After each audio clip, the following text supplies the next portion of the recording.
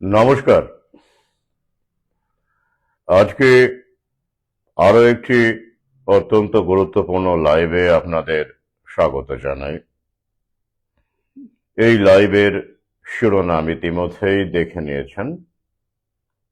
Epstein files এর নেপথ্যে এবং আজকের একটি অনালোকিত বিষয় যা আমাদের দেশে কোথাও কখনো আলোচিত হয়নি, বিশ্বের খুব কম দেশেই আলোচিত হয়েছে আমার যতদূর ধারণা। আমরা যেভাবে দেখি সেন্টিনেলিসদের কেন ভ্যাকসিন লাগে না। হ্যাঁ, আন্দামান নিকোবর আইল্যান্ডসেরই একটি দ্বীপ, মাত্র 59 স্কোয়ার কিলোমিটার 23 বর্গ মাইলের একটি দ্বীপ, যেখানে এই সেন্টিনেলিস ট্রাইব বসবাস করে, তাদের কেন ভ্যাকসিন লাগে না। যাই হোক, আসছি এক এক করে। প্রথমে আসি আমাদের যে হোয়াটসঅ্যাপ গ্রুপ শুরু হয়েছে, সেটি প্রত্যাশা মতোই কাজ করছে। আমি এখানে ডেডিকেটেড সিলেক্টেড মানুষ সহযোদ্ধাদের রাখতে চেয়েছি, যারা কোনো রাজনৈতিক দলের তাবেদার নন, যারা অনাবশ্যক হোয়াটসঅ্যাপে সময় নষ্ট করেন না, সুচিন্তিত মতামত দেন, রিসার্চ পড়তে ভালোবাসেন এবং অবশ্যই অফলাইনেও একই রকম উদ্যোগী। আপনারা ইতিমধ্যেই জানেন যে বাধ্যতামূলক ভ্যাকসিন এড়াতে এবং সচেতনতা বিস্তারের লক্ষ্যে এই হোয়াটসঅ্যাপ গ্রুপটি আমি গড়ে তুলেছি। বর্তমানে এর সদস্য সংখ্যা 140। 301 বা এরকম 302, কারণ আমার যেহেতু দুটো নাম্বার থেকে আমি অ্যাক্টিভ হয়ে থাকি আর কি, তো সেই জায়গা থেকে এই 302 জন সদস্য আমি যুক্ত করব এই গ্রুপে। এই গ্রুপটি সবার জন্য নয়। প্রথমত, যারা মুখোমুখি, যাদের সঙ্গে আলাপ হয়েছে অথবা আগে থেকে যোগাযোগ আছে, যাদেরকে আমার মনে হয়েছে নির্ভরযোগ্য, এক কথায় সুবিধাবাদী নন এরকম মনে হয়েছে এখনো পর্যন্ত, তবে এখনো অ্যাড করা চলছে, তাদের জন্যই এই গ্রুপটি। গ্রামেগঞ্জে প্রচারের ক্ষেত্রে ইতিমধ্যেই অনেকে উদ্যোগী হয়েছেন, আগে থেকেই অনেকে উদ্যোগী ছিলেন, তারাও এই গ্রুপে আছেন। কিছুদিন পরেই আপনারা জানেন, সদ্য বইমেলা শেষ হয়েছে, কিছুদিন পরেই গ্রামেগঞ্জে যাওয়া শুরু করব। তো এই গ্রুপটির উদ্দেশ্য আরো একবার বলে দিই, যারা আগামীতে, এই তো দেখতে পাচ্ছেন গোটা বিশ্ব জুড়ে কিভাবে ডাইভার্সনারি ট্যাকটিক শুরু হয়েছে। এপস্টেন ফাইলস আর কিছুই না, মূল ইস্যুগুলো থেকে মার্কিন জনতা তথা বিশ্বের জনতাকে ডাইভার্ট করা দারুণ কাজ করছে। আসছি সে বিষয়ে, তো আজকে আলোচনা করবই। প্রথমে সেই বিষয়টি আছে। তো আগামীতে আমেরিকা প্যান্ডেমিক ট্রিটি থেকে বেরিয়ে গেলেও, হু থেকে বেরিয়ে গেলেও, আমাদের দেশ, নরেন্দ্র মোদী মহাশয়, তার নামও অবশ্য এপস্টেন ফাইলসে দেখা যাচ্ছে, তো সই করেছেন। তো এসব নিয়ে যত ব্যস্ত থাকবেন, তত ওরা ভেতরে ভেতরে জাল গুটবে। তো নিপা ভ্যাকসিন রীতিমতো ট্রায়াল শুরু হয়ে গেছে, আগেই জানিয়েছি। আগামীতে বিস্তারিত একটি লাইভ করব। হোয়াটসঅ্যাপে তো লাইভ করা যাচ্ছে না গ্রুপে, তাই সহযোদ্ধাদের বলবো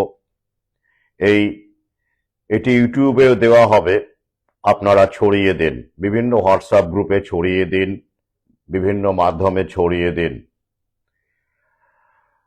তো যাই হোক, তখন এই চাপটা, যেটা করোনা কালে আমরা দেখেছিলাম, সরকারি কর্মচারীদের ওপরে, পুলিশের ওপরে, বেসরকারি সেক্টরে, সর্বত্র আবার আমরা দেখতে পাবো, এটাই আমার আশঙ্কা এবং বিশ্বাস। আর তাই যারা এই ভ্যাকসিন এড়াতে চাইবেন আগামীতে, সেটা শিশু ভ্যাকসিনও হতে পারে, সাবালক ভ্যাকসিনও হতে পারে, এবং ডকুমেন্ট সহ সক্রিয় সহযোগিতা দরকার হলে পাশে গিয়ে লড়াই করা। আমার সহযোদ্ধারা যাবেন, স্থানীয় সহযোদ্ধারা, আমি নিজে যাব, দরকার পড়লে ফোনে কাজ না হলে। কারণ আর্টিকেল 21 অনুসারে কোনো ভ্যাকসিনই বাধ্যতামূলক নয়। এটা যতক্ষণ আছে আমরা গণতান্ত্রিক পদ্ধতিতে এই লড়াইটা জারি করতে পারি, রাখতে পারি। সংবিধান যেহেতু সংশোধিত হয়নি, তাই এখনো বল আমাদের কোর্টেই আছে। সেদিকে তাকিয়েই এই উদ্যোগ নেওয়া হয়েছে। অপরিচিত মানুষের জন্য, যাদের সঙ্গে আমাদের যোগাযোগ থাকবে না, হঠাৎ করে আচমকা ফেসবুক থেকে, অনেকেই তো আমাদেরকে চেনেন, আমাকে চেনেন, প্রয়োজন পড়লে তবেই এই ডকুমেন্টস চান, ফাইল চান, ইত্যাদি চান, সহযোগিতা চান, সেক্ষেত্রে আগামীতে এই ধরনের কোন রকম অচেনা মানুষকে কিন্তু এভাবে আর আমি এন্টারটেইন করতে পারবো না। তিক্ত অভিজ্ঞতার কারণেই এই সিদ্ধান্ত নেওয়া হয়েছে। তো যারা মনে করবেন যে আপনারা যদি নিজেরাই লড়াই করতে পারেন এই ভেস্টেড ইন্টারেস্টের বিরুদ্ধে, আগামীতে যেটা আমরা আবার দেখতে পাবো, তাহলে কোনো সমস্যা নেই।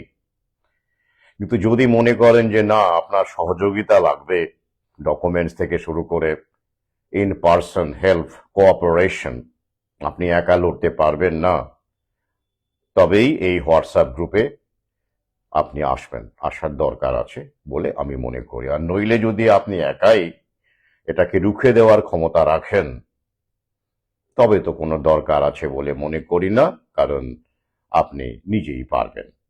কিন্তু এই গ্রুপটি তাদের জন্য যারা মনে করছেন যে না, আমরা একটা ঐক্যবদ্ধ লড়াই, প্রতিবাদ গড়ে তুলব, একে অপরের পাশে থাকব। আর আপনাদের আগেই জানিয়েছি যে এইটিকে আগামীতে একটি সংগঠন হিসেবে গড়ে তোলার ইচ্ছে রয়েছে। সেই প্রক্রিয়া চলবে। কিছুদিন পরে যারা কাছাকাছি আছেন, আসতে পারবেন, তাদের নিয়ে একটি মুখোমুখি সভা আয়োজিত হবে। সদ্য বইমেলা শেষ হয়েছে, গ্রুপ এখনো গঠিত হচ্ছে, প্রতিদিনই কিছু না কিছু অ্যাড করা হচ্ছে, তাই এখন এই মুহূর্তে সভার তারিখ আমি জানাচ্ছি না। যাই হোক, এবারে চলে আসছে, হ্যাঁ, যারা আগ্রহী হবেন তারা দেখবেন ইউটিউবেও একটি নাম্বার দেওয়া আছে, 900747402994 হোয়াটসঅ্যাপ করবেন। নাম্বারটা আমি আরো একবার বলে দিই, 9007402994 হোয়াটসঅ্যাপ করবেন। এছাড়া আরো একটি নাম্বার আছে, সেটিও আপনারা জানেন, তবে এই নাম্বার, দুটো নাম্বার একসঙ্গে বলার কোনো দরকার নেই, যে কোনো একটি নাম্বারে করলেই আপনারা এই বিষয়ে জানতে পারবেন কিভাবে আপনি এই গ্রুপে অংশ নিতে পারবেন। এবারে আসছি এপস্টেইন ফাইলস। আপনারা জানেন, বহু চর্চিত হচ্ছে, কিন্তু আজকে এই বিষয়টা আপনারা ইতিমধ্যেই জেনে গেছেন। তো আমি এই নিয়ে কোনো লাইভ আগে করিনি, কিছু লিখিও নি বলতে গেলে। কেন? প্রথমত, আমার কাছে এটা আসলে একটা ডাইভার্সন, মানুষকে মূল জায়গা থেকে সরিয়ে নিয়ে যাওয়া। তাই এই হইচই মাতামাতি, যেটা আমরা মেইনস্ট্রিম মিডিয়াতেও দেখতে পাচ্ছি ব্যাপকভাবে সমগ্র বিশ্বে, এটা একটা গার্ব। হ্যাঁ, এগুলো বিভিন্ন দেশে বিভিন্ন সময়ে এই ধরনের কার্যক্রম নেওয়া হয়। আমাদের দেশেও দেখবেন ওই এনআরসি, সেই সময় ওই যে সিএএ করে গোটা দেশে চরম একটা অচলাবস্থা, ভাঙচুর তৈরি করা হয়েছিল। রেল স্টেশন আমার মনে আছে, উলুবেড়িয়া থেকে শুরু করে সর্বত্র ভাঙচুর। আর দিদিমণি কা কা ছি ছি করেছিলেন, তো সবাই ব্যস্ত ছিলেন আপনারা। ঠিক তারপরে কি হলো? লকডাউন হলো। তো হ্যাঁ, তো এগুলো শুধু দেশে নয়, আন্তর্জাতিক ক্ষেত্রেও যখন একটা বড় কার্যক্রম আসছে সামনে, একটা ট্রানজিশন চলছে। আমি বহু আগেই বলেছি, তৃতীয় বিশ্বযুদ্ধ চলছে। অমৃতস্বপত্র দ্বিতীয় খণ্ডে আপনারা পড়েছেন, আমি ওর নামই দিয়েছি করোনা ইত্যাদি ইত্যাদি দিয়ে তৃতীয় বিশ্বযুদ্ধ, সেটাই চলছে। আর সেটাকে কার্যকরী করতে গেলে, যেমন শুধুমাত্র এখন তো বোমা বন্দুকের লড়াই হয় না, যেখানে যতটুকু হওয়ার হচ্ছে, ইউক্রেনে হচ্ছে, কিন্তু ইনফরমেশন ওয়ার, যেটা মিডিয়াকে কাজে লাগানো হয়।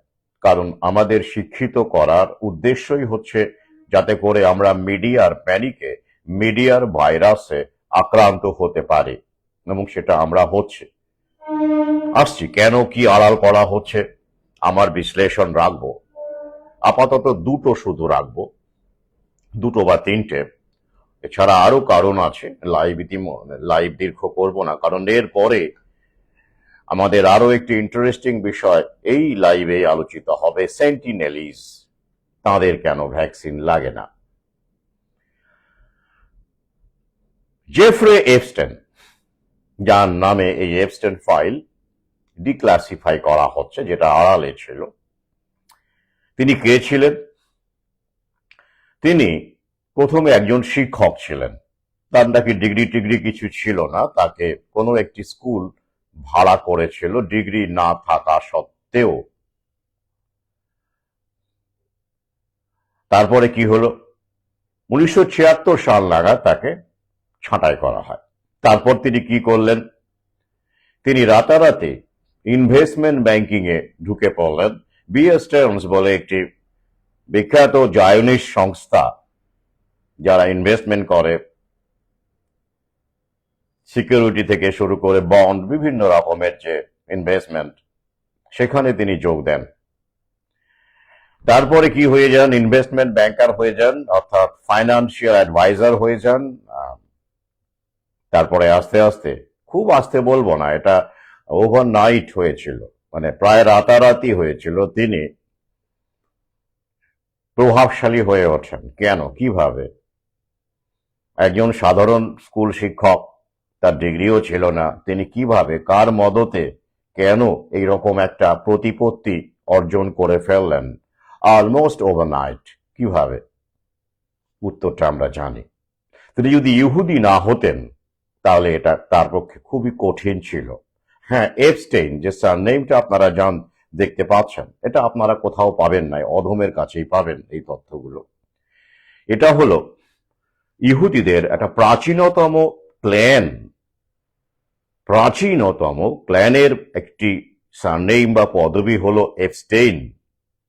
জেফ্রে এপস্টেইন একজন ইহুদি ছিলেন কেন? তিনি আর নেই ইহজগতে। বেশ, তারপরে কি হলো, এই ফাইন্যান্সার হওয়ার দৌলতে, প্রতিপত্তি বাড়ার দৌলতে, তার সঙ্গে প্রথমে আমেরিকান যে বিভিন্ন রকমের প্রতিপত্তিশালী, প্রথমে বিলিয়নিয়ার নয়, প্রথমে মিলিয়নিয়ারদের সঙ্গে তার ওঠা বসা শুরু হলো।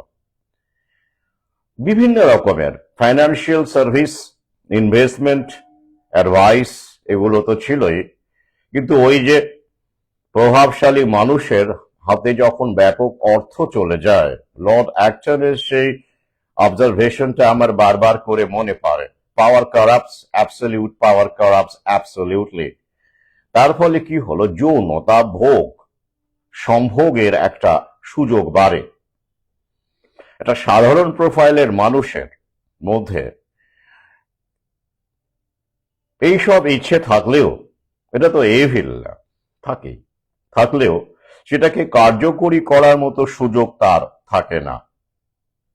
সবার মধ্যে থাকে এমনও বলছি না, আদর্শহীন মানুষ সবাই কি না, কিন্তু একটা উল্লেখযোগ্য সংখ্যক মানুষের যখন প্রভাব প্রতিপত্তি বাড়ে, তারা সেই অর্থকে কিভাবে কাজে লাগাবেন ভেবে পান না।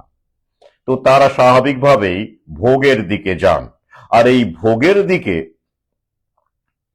যখন তারা পরিচালিত হন তাদের রিপুর দ্বারা, ষড়রিপুর তো একটা দিক, এটাও যৌনতা, যৌন সম্ভোগ, এবং তার জন্য যতটা নিচে নামার প্রয়োজন হয় তারা নিচে নামেন। তো এই কারণে এই ফাইন্যান্সিয়াল সার্ভিসের পাশাপাশি ইনভেস্টমেন্ট সার্ভিস, অ্যাডভাইস, কাউন্সেলিং এর পাশাপাশি তাদেরকে তুষ্ট করতে, এবং তারা তো চড়া দামে এই সব সার্ভিস কিনতেন।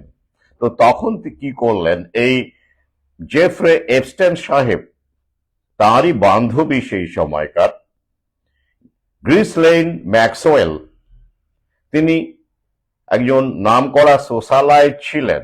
ওই আমাদের দেশেও দেখবেন এরকম বহু সোশ্যালাইট থাকে আর কি, সেলিব্রিটি, সমাজ সমাজ সেবা করেন, সমাজ সেবার আড়ালে এরা এইসব কাজকর্ম করে থাকেন, সেক্স ট্রাফিকিং করেন, পাচারের কাজ করেন, ড্রাগ পাচার করেন, ইত্যাদি ইত্যাদি কাজ করে থাকেন, সোশ্যালাইট বলা হয়। তো তো তাঁদেরও একটা নেটওয়ার্কিং থাকে। তো সেই গ্রিসলেন ম্যাক্সওয়েল গার্লফ্রেন্ডকে সঙ্গে নিয়ে তিনি এই, এক কথায় আমরা সহজভাবে বলতে গেলে, এসকর্ট সার্ভিসের ব্যবসাটা শুরু করেন। এসকর্ট সার্ভিস তো সর্বত্রই আছে, নতুন নয় কিন্তু। রাজা মহারাজারাও কিন্তু যখন তাদের এই রকম বিকৃতি জাগতো, ইচ্ছে জাগতো, তারাও কিন্তু এইরকম কাজকর্ম করেছেন, এবং সেই সময় কোটাল মন্ত্রী থেকে শুরু করে নায়েব গোমেস্তা জমিদাররাও এদেরকে কাজে লাগিয়েছেন। এটা বড় স্কেলে হচ্ছে, যেহেতু এটা বড় ব্যাপার, এত এত বিলিয়নিয়ার, গোটা বিশ্বে এখন 3,000 বিলিয়নিয়ার, এবং এত এত রাষ্ট্র, এত এত প্রাইম মিনিস্টার, রাষ্ট্রপতি তো তখন ছিল না। তাই সেই ব্যাপারটা কতিপয় শুধুমাত্র রাজা, বিকৃত কাম রাজা বা দুরাচারী রাজা যাই বলুন, তাদের মধ্যেই সীমাবদ্ধ ছিল। এটা তো আপনারা জানেন। মহারাজা বলে একটি বই পড়েছিলাম বহু আগে। তো এইরকম তাদের যে হারেম বলুন, বিভিন্ন রকম যে মানে সাজ সরঞ্জাম, সেক্ষেত্রেও তো এরকম বহু ব্যবস্থা ছিল। তবে কি বলুন তো, তবে একটা ব্যাপার ছিল না সেই সময়, সেটা হলো এই 11 থেকে 14 বছরের এইরকম মাইনর মেয়েদেরকে, যাদেরকে বিল গেটস থেকে শুরু করে Branson, Richard Branson, Elon marks, যাদের নাম উঠে আসছে, বিভিন্ন রকমের নাম, বাদ কেউ নেই আর কি। তো এরা, এবং বিল গেটসের স্ত্রী তো খুব দুঃখ টুক্ষ প্রকাশ করেছেন, তিনি তার স্বামীর এই ব্যাপারটা, ওই রাশিয়ান গার্লের ব্যাপারটা রয়েছে এপস্টেন ফাইলের যে কথোপকথন, সেখানে বিল গেটসের সঙ্গে এপস্টেনের ইমেল চালাচালির ব্যাপারগুলো সামনে এসেছে, সেইখানে এইরকম কম বয়সী মেয়েদের সম্ভোগ করার বিষয়গুলো উঠে এসেছে। তো তার স্ত্রী, এখন তো তার ডিভোর্স হয়ে গেছে বলা হয়, বাস্তবে কিছুই না, ওটা লোক দেখানো। মেলিন্ডা ফ্রেঞ্চ গেটস, তিনি দুঃখ প্রকাশ করেছেন, লজ্জা টজ্জা পেয়েছেন নাকি বলছেন, কিন্তু কিছুদিন আগেই, এই দিন সাতেক আগেই আপনারা খবরে দেখে থাকবেন, আমি লিঙ্ক দিয়ে দেব, মেলিন্ডা গেটস এর নতুন ফাউন্ডেশন তৈরি করেছেন ওই নারীদের উন্নতির জন্য, নারী প্রগতি, সেক্স ডিসক্রিমিনেশনকে বন্ধ করা, বা নারীদের আরো বেশি করে ক্ষমতা সম্পন্ন করা, এইসব পারপাসে যে ফাউন্ডেশন গড়েছেন, মেলিন্ডা ফ্রেঞ্চ গেটস ফাউন্ডেশন। তো সেইখানে প্রায় $15 বিলিয়ন বিল গেটস, বা আরো বেশি হবে, ধাপে ধাপে পাঠাচ্ছেন। তো তাকে তিনি দিয়ে দিচ্ছেন। কেন? বলা হচ্ছে যে ওটা নাকি ডিভোর্সের সেটেলমেন্ট হিসেবে দেওয়া হচ্ছে। মোটেই নয়, এটা আন্ডারস্ট্যান্ডিং। ওই টাকাগুলো একজনের কাছে ছিল, এখন আরেকজন বেরিয়ে গেলেন, তিনি সমাজ সেবা করছেন, তো তার কাছে বিল গেটস এর টাকাগুলো চলে যাচ্ছে। এটা আন্ডারস্ট্যান্ডিং, ঠিক আছে? আমার কাছে তাই মনে হয়। তোমার যদি আত্মসম্মান থাকতো, আত্মমর্যাদা থাকতো, তিনি এই ডিভোর্স সেটেলমেন্টের নাম করে এত $1 বিলিয়ন বিল গেটস এর কাছ থেকে নিতেন। তাই বাইরে যিনি বিল গেটস সম্পর্কে এই সাম্প্রতিককালে এপস্টাইন ফাইলসে তার নাম আসার পরে তিনি যা বলে চলেছেন, সেটা সিম্পলি লিপ সার্ভিস বলে আমি মনে করি। তার মধ্যে আদর্শের কোন রকম ছিটে ফোটা নেই, সিম্পলি লিপ সার্ভিস। দেখে নেবেন, তথ্য আছে, আমি আগ্রহীদের তো লিঙ্ক দিয়ে দেব, কোনো সমস্যা নেই। তো তার কিভাবে মেলিন্ডা গেটসকে বিল গেটস তার বিলিয়ন বিলিয়ন ডলার এই তার থেকে তার কাছে পাঠাচ্ছেন। আর নিজের আর কি করেছেন বিল গেটস মহাশয়? 2045-এর মধ্যে তিনি এই গেট ফাউন্ডেশনকে গুটিয়ে ফেলবেন বলেছেন। তাতে সমস্যা কোথায়? তারপরে তার স্ত্রী কাজ করবে, স্ত্রী একখানা ফাউন্ডেশন বানিয়ে ফেলেছেন, আর ততদিনে তিনিও থাকবেন না, তার স্ত্রী কাজ চালিয়ে যাবেন। তারপরে তার সন্তান টন্তানও তো আছে, বিল গেটসের তো সন্তানের অভাব নেই। তাহলে ছকটা বুঝুন। ডিভোর্সের নাটক করা হলো, মুখ করা হলো, ঠিক আছে, তারপরে এই সব লেনদেন চলছে। তো 2045 পর্যন্ত বিল গেটস ভ্যাকসিন এবং স্বাস্থ্য খাতে $200 বিলিয়ন খরচা করবেন, ভাবতে পারেন? তার মানে 20 বছরে 200 বিলিয়ন, তার মানে পার ইয়ারে কত হচ্ছে ভাবুন। তাহলে আগামীতে কিভাবে ভ্যাকসিন রাজ এবং এই মেডিকেল তথাকথিত চিকিৎসার নাম করে জোর জুলুম বাড়বে, ফার্মা কোম্পানির দৌরাত্ম্য বাড়বে, কল্পনা করতে পারবেন না। Is beyond your imagination. এখনো কিছুই দেখেননি তো সেটা রয়েছে। তাহলে 2045-এ বিল গেটস সাহেব তার সংস্থা গুটিয়ে যাবে, তিনি জানিয়েই দিয়েছেন। ইতিমধ্যে ছাঁটাইও করেছেন কিছু কর্মচারীকে। কিন্তু তাতে কি, তার স্ত্রী মেলিন্ডা ফ্রেঞ্চ গেটের ফাউন্ডেশন চলতে থাকবে, চলতে থাকবে, চলতে থাকবে। বেশ, এবার দেখুন, এই যে 1000 টিনেজার বলা, তার মধ্যে ইয়ং উইমেনও ছিল, তবে টিনেজারের সংখ্যায় বলা হচ্ছে মূলত রাশিয়ান টিন এবং অন্যান্য দরিদ্র দেশের, আমাদের দেশ কোন পৃথিবীর সর্বত্র আর কি এদেরকে এক্সোটিক টিনস বলা হয়। তো তাদেরকে এই ম্যাক্সওয়েলের মাধ্যমে, গ্রিসলেইন ম্যাক্সওয়েল, তিনি তো সেলিব্রিটি সোশ্যালাইট, এখন অবশ্য জেল খাটছেন, 20 বছরের জেল হয়েছে 2021-এ। তো তাকে কাজে লাগিয়ে এই মেয়েদেরকে এই মানে হাই প্রোফাইল বললে কম হবে, super high bullet high profile বিলিয়নিয়ারদের পরিষেবা দেওয়ার কাজ শুরু করেন। 11 থেকে 14 বছর বয়সী নারীদের সংখ্যায় বেশি ছিল, কারণ ওই যে বুঝতেই পারছেন। আমার দুটো লাইন মনে পড়ে যাচ্ছে। কেউ গরু খায় না, কেউ শুয়োর ছোঁয় না, নারী মাংসটাই আন্তর্জাতিক। তো নারীর জায়গায় এখানে শিশুটা ব্যবহার করলে মনে হয় ভালো হতো। তো যাই হোক, সেই সময় রাজারা যারা এসব করতেন, তারা অন্তত এতটা নিচে নামেননি। অন্তত তথ্য আমাদের কাছে নেই যে 11 থেকে 14 বছরের বাচ্চা মেয়েদেরকে তারা এইভাবে অ্যাবিউজ করবেন, ধর্ষণ করবেন, রেপ করবেন, এমনটা নেই। কারণ সুযোগ ছিল না, মেয়েদের আগেই বিয়ে হয়ে যেত সেই সময়। তো জানেন নিশ্চয়ই, আমাদের দেশেও 10 বছরে গৌরী দানের ব্যাপারটা ছিল। তো শুধু আমাদের দেশে নয়, গোটা বিশ্বেই তখন মেয়েদের কম বয়সে, মানে রজস্রাব আসার দেখা দেওয়ার 2-1 বছরের মধ্যেই খুব বিয়ে হয়ে যেত বেশিরভাগ ক্ষেত্রেই। তাই এইরকম ভাবে tin prostitution, sexual abuse racket গড়ে তোলার সুযোগ ছিলই না। তারা তো বিবাহিত বধূ তখন, কিন্তু বিবাহিত বধূ তো ন্যাচারালি ওই যে কুমারী সম্ভোগের যে একটা আকাঙ্ক্ষা থাকে এই বিলিয়নিয়ারদের, সে সুযোগ থাকতো না সেই সময়। তো ব্যাপারটা একই হয়ে যেত। কিন্তু এখন সেই সুযোগটা রয়েছে, কারণ বিভিন্ন কারণে, ব্রেন ওয়াশ বলুন বা সময়ের পরিবর্তন বলুন, ক্যারিয়ার বলুন বা ফাইন্যান্সিয়াল কারণ বলুন, যে কোনো কারণেই ও বিভিন্ন রকমের কারণে পরিবর্তিত পরিস্থিতিতে মেয়েদের তো আর আগে বিয়ে হয় না এখন। তারা টিন থেকে যায় এবং তাদেরকে ভোগ করার, সম্ভোগ করার, অ্যাবিউজ করার সুযোগও আছে। আর সেই সুযোগ কাজে লাগাচ্ছেন এই সব বিলিয়নিয়াররা। সরাসরি নন, তারা তো ব্যস্ত মানুষ, দালালের মাধ্যমে। তো দালালের নাম কি? পিম্প।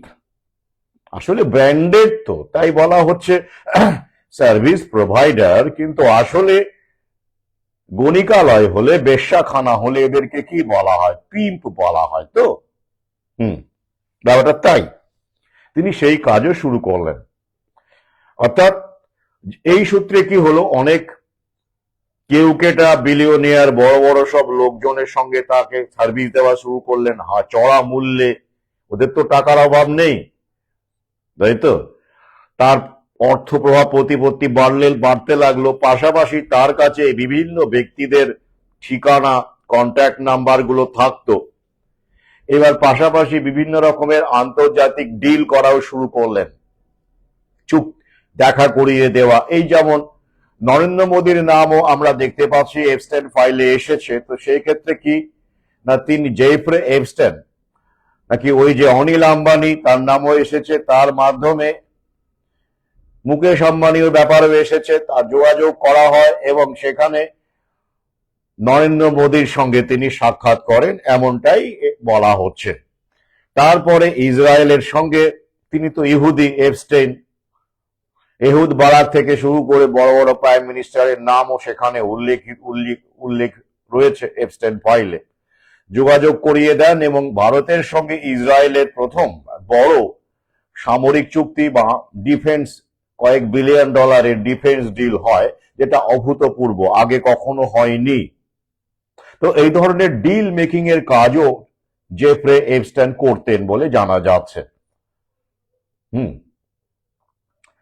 তো যদিও বলাই বাহুল্য, আমাদের এই সরকার, মিনিস্ট্রি অফ এক্সটার্নাল অ্যাফেয়ার্স, মিয়া, এটাকে পুরোটাই নস্যাৎ করেছে, নাকচ করেছে। তো বলেছে না না, ও সব ক্রিমিনাল লোকটা, ও সব উল্টো পাল্টা লিখেছে, উল্টো পাল্টা বলেছে নিজের ডায়েরিতে বা নিজের ডকুমেন্টে যা ইচ্ছে তাই বলেছে। হ্যাঁ, প্রাইম মিনিস্টার নরেন্দ্র মোদী ইসরায়েলে গিয়েছিলেন বটে, এটা ঠিকই, কিন্তু বাকি এপস্টেনের সঙ্গে দেখা করেছেন, এই সব সেই সব, ওইসব ভাঁওতাওগুলো মিথ্যে কথা। ব্যাস, এটা গেল। যাই হোক, তো এরপরে কি হলো, এপস্টেনকে এক শিশু তার বাবা মাকে জানিয়ে দিয়েছিল 2009 এরকম সময়। তো তখন তদন্ত করা হয় এবং দেখা যায় আরো 32 জনে এরকম শিশুকে তিনি রেপ করেছেন, অ্যাবিউজ করেছেন সেক্সুয়ালি। তখন তার শাস্তি হয় এবং তিনি দোষী বলে নিজেকে স্বীকার করে নেন, প্লিড গিলটি করেন। তো সেই কারণে, এবং স্বাভাবিকভাবে উপরওয়ালার যে ভাব ছিল, মানে চাইল্ড প্রস্টিটিউশনকে মদত দেওয়া একটা অপরাধ, এই অপরাধ আর সলিসিটিং, এইসব কারণে তাকে গ্রেপ্তার করা হয় এবং মাত্র 13 মাসের কারাদণ্ড হয় তার। শুধু এই 13 মাসের কারাদণ্ডের মধ্যে প্রতিদিন 6 ঘন্টা করে তিনি তার অফিসে যেতে পারতেন। ভাবুন কতটা বিলিয়নিয়ারদের ব্যাকিং থাকলে সেটা সম্ভব। কারাবাস চলাকালীন জেফ্রে এপস্টেন প্রতিদিন 6 ঘন্টা করে অফিসে যেতে পারতেন, আর অফিস থেকে কি চালাতেন? ওইসব চালাতেন। অর্থাৎ তার ধনসম্পদে, প্রভাব প্রতিপত্তিতে কোনো প্রভাবই পড়লো না এই কারাবাস, ফেললো না এই কারাবাস। তারপরে 13 মাস পরে তিনি দিব্যি ছাড়া পেয়ে গেলেন, কার্যক্রম চলতে লাগলো তার। তারপরে কি হলো, আবার একটি অভিযোগ এলো, বড়সড় অভিযোগ। 2019-এ তাকে গ্রেপ্তার করা হলো, বিচার প্রক্রিয়া চলছে। সেই সময় তিনি নাকি আত্মহত্যা করলেন 2019-এর অগাস্ট মাসে। ব্যাপারটা খুবই ফিসি। তো সেই সময় এক বিখ্যাত করোনার, যিনি পোস্টমর্টেম করেন এবং তথ্য পাবলিক ডোমেনে নিয়ে এলেন, তিনি বললেন এটা আত্মহত্যা নয়, এটা হত্যা। তাকে খুন করে ঝুলিয়ে দেওয়া হয়েছে, এরকম ব্যাপার, এটা স্ট্র্যাঙ্গুলেট করা হয়েছে, তিনি বললেন তার মতে আর কি। তো হইচই পড়ে গেল। পরে অবশ্য এফডিআই বলল না না না না, ওটা আত্মহত্যাই বলে একটা ফুটেজ দেখানো হলো। ওই যে কারাগারে ফুটেজ থাকে, সিসিটিভি ফুটেজ জাতীয় আর কি। তো সেখানে দেখা যাচ্ছে যে তিনি নিজেই মানে করছেন এরকম দেখা যাচ্ছে, মানে বোঝানোর চেষ্টা করা হচ্ছে, ওই যে দেখুন ঝুলে, ওই যে দেখুন, এরকম ব্যাপার। কিন্তু দেখা যাচ্ছে যে ওটা এডিট করা একটা ক্লিপ, 2 মিনিট সেখান থেকে মিসিং হয়েছে বলে জানা গেল। ব্যাস। তো যাই হোক, বোঝাই যাচ্ছে যে এপস্টাইনকে সরিয়ে দেওয়া হয়েছে। আমার এই ব্যাপারে কোনো সন্দেহ নেই। এরকম আম, জন এফ কেনেডির হত্যাকারীকেও সরিয়ে দেওয়া হয়েছিল। আমার পরবর্তী বই এদেরকে নিয়েই লিখছি আর কি, কোল্ড ওয়ারের প্রেক্ষিতে, এটা আপনারা জানেন। তো তারপরে কি হলো, এপস্টাইনের মৃত্যু হলো। এবার মৃত্যু হয়ে যাওয়ার পরে আবার এই যে ডোনাল্ড ট্রাম্প ক্ষমতায় এলেন, আপনারা জানেন। ডোনাল্ড ট্রাম্প ক্ষমতায় আসার পরে হঠাৎ করে তিনি দাবি শুরু করলেন কি, পুরনো যত ক্লাসিক ফাইল টাইল আছে, সেটা শুধুমাত্র এপস্টাইন ফাইলস নয়, বেশ কিছু ক্লাসিফাইড ফাইল, যেটা রবার্ট এফ কেনেডি হত্যাকাণ্ড থেকে শুরু করে মার্টিন লুথার কিং হত্যাকাণ্ড, তারপরে এদিকে জন এফ কেনেডি যে সিআইএর যে বিভিন্ন রকমের বা অন্যান্য যে সংস্থার যে ফাইলগুলো আছে, যেগুলো প্রকাশ্যে আনা হয়নি, সেগুলো আনা শুরু করলেন। বেশ, তারই একটি পদক্ষেপ হিসেবে এই কয়েক মিলিয়ন পাতার এপস্টাইন ফাইলস। বেশ, আমরা দেখতে পাচ্ছি প্রতিদিন নতুন নতুন বিলিয়নিয়ারদের নাম আসছে। এর নাম শেষ করা যাবে না। Bill Gates, Elon Musk, Bill Clinton, তাই তো, রিচার্ড ব্র্যানসন, বড় বড় বিলিয়নিয়ার কেউ বাদ নেই বলতে গেলে আর কি, সবাই পরিষেবা নিয়েছেন। তো এটা নিয়ে সমগ্র বিশ্বে একটা হইচই পড়ে গেছে। ইতিমধ্যে তার গার্লফ্রেন্ড গ্রিসলাইন ম্যাক্সওয়েলকে 2021 সালে 20 বছরের কারাদণ্ড দেওয়া হয়েছে। তার তো কারাদণ্ড হলো, বেশ, তিনি এখন জেলে আছেন। এপস্টাইন তো বেঁচে থাকলে সমস্যা ছিল, তো তাকেও তো সরিয়ে দেওয়া হলো। আর তারপরে এই ফাইল ডিক্লাসিফাই করা হচ্ছে। আগে কেন করা হলো না? কারণ তিনি সাক্ষ্য দিতে পারতেন তো। তাহলে এখন কি হবে? কোনো মূল্য নেই এসব ডিক্লাসিফাইড ফাইলের। সে মোদির নাম থাকুক, আম্বানির নাম থাকুক, এলন মাস্কের নাম থাকুক, বিল গেটসের নাম থাকুক, যারই নাম থাকে, এহুদ বারাকের নাম থাকুক, কোনো কিচ্ছু যায় আসে না। তাহলে কি হবে? শুধু শুধু পাবলিক ব্যস্ত থাকতে পারবে, আর কিচ্ছু নয়, কোনো কিচ্ছু হবে না। আপনারা কি ভাবছেন বিল গেটসকে গ্রেপ্তার করা হবে এইসব, যেহেতু তার নাম এপস্টাইন ফাইলে আছে? প্রমাণ কি? বলবে ও ভুলভাল লিখে গেছে, প্রমাণ নেই। উনি বেঁচে থাকলে না হয় উনি প্রমাণ দিতে পারতেন, এই যে এই সময় এসেছিলেন, এই যে এই ব্যাপারটা হলো, কাঠগড়ায় দাঁড়িয়ে তিনি বলতে পারতেন। তাই তাকে সরিয়ে দেওয়া পরেই এইসব প্রকাশ্যে আনা হচ্ছে। তাই এসবের কোনো মূল্য নেই আমার কাছে। কারো কিচ্ছু হবে না, কেউ কারো কিছুই ছিন্ন করিতে পারিবে না। তাই আমি এটা নিয়ে কোনো আগ্রহই দেখাইনি। ব্যস্ততাও ছিল, কি লাভ? শুধু আপনারা ব্যস্ত থাকছেন, গালিগালাজ করছেন, কেউ নরেন্দ্র মোদীকে গালিগালাজ করছে, কেউ ইলন মাস্ককে গালিগালাজ করছে, কেউ বিল গেটসকে গালিগালাজ করছে। কি হবে বলুন? আপনারা ওই কি করছেন, ওই মানুষের মধ্যে জমে থাকা যে ক্ষোভগুলো আছে, তার একটা ভেন্টিলেশন হিসেবে আপনারা সোশ্যাল মিডিয়াকে ব্যবহার করছেন। একবার ভেবে দেখুন তো, এদের কারো কিছু হয়েছে এখনো পর্যন্ত? কোনো সম্ভাবনা আছে? কেন সময় নষ্ট করছেন এগুলো করে? ওই যে সোশ্যাল মিডিয়া অ্যাডিক্ট হয়ে গেছেন আপনারা,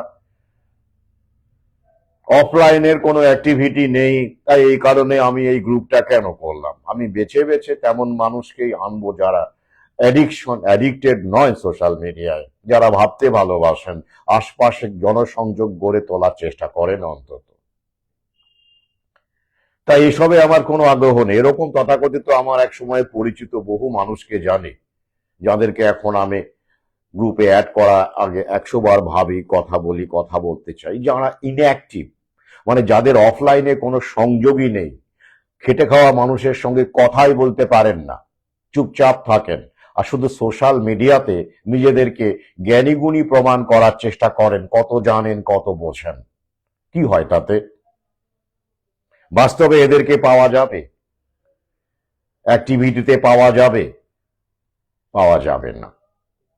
এবং এরা যে এই সোশ্যাল মিডিয়ায়, তো এরা এই সব মানুষের সংখ্যাই তো বেশি, আর তাই এই সব মানুষকে ব্যস্ত রাখা খুবই সোজা।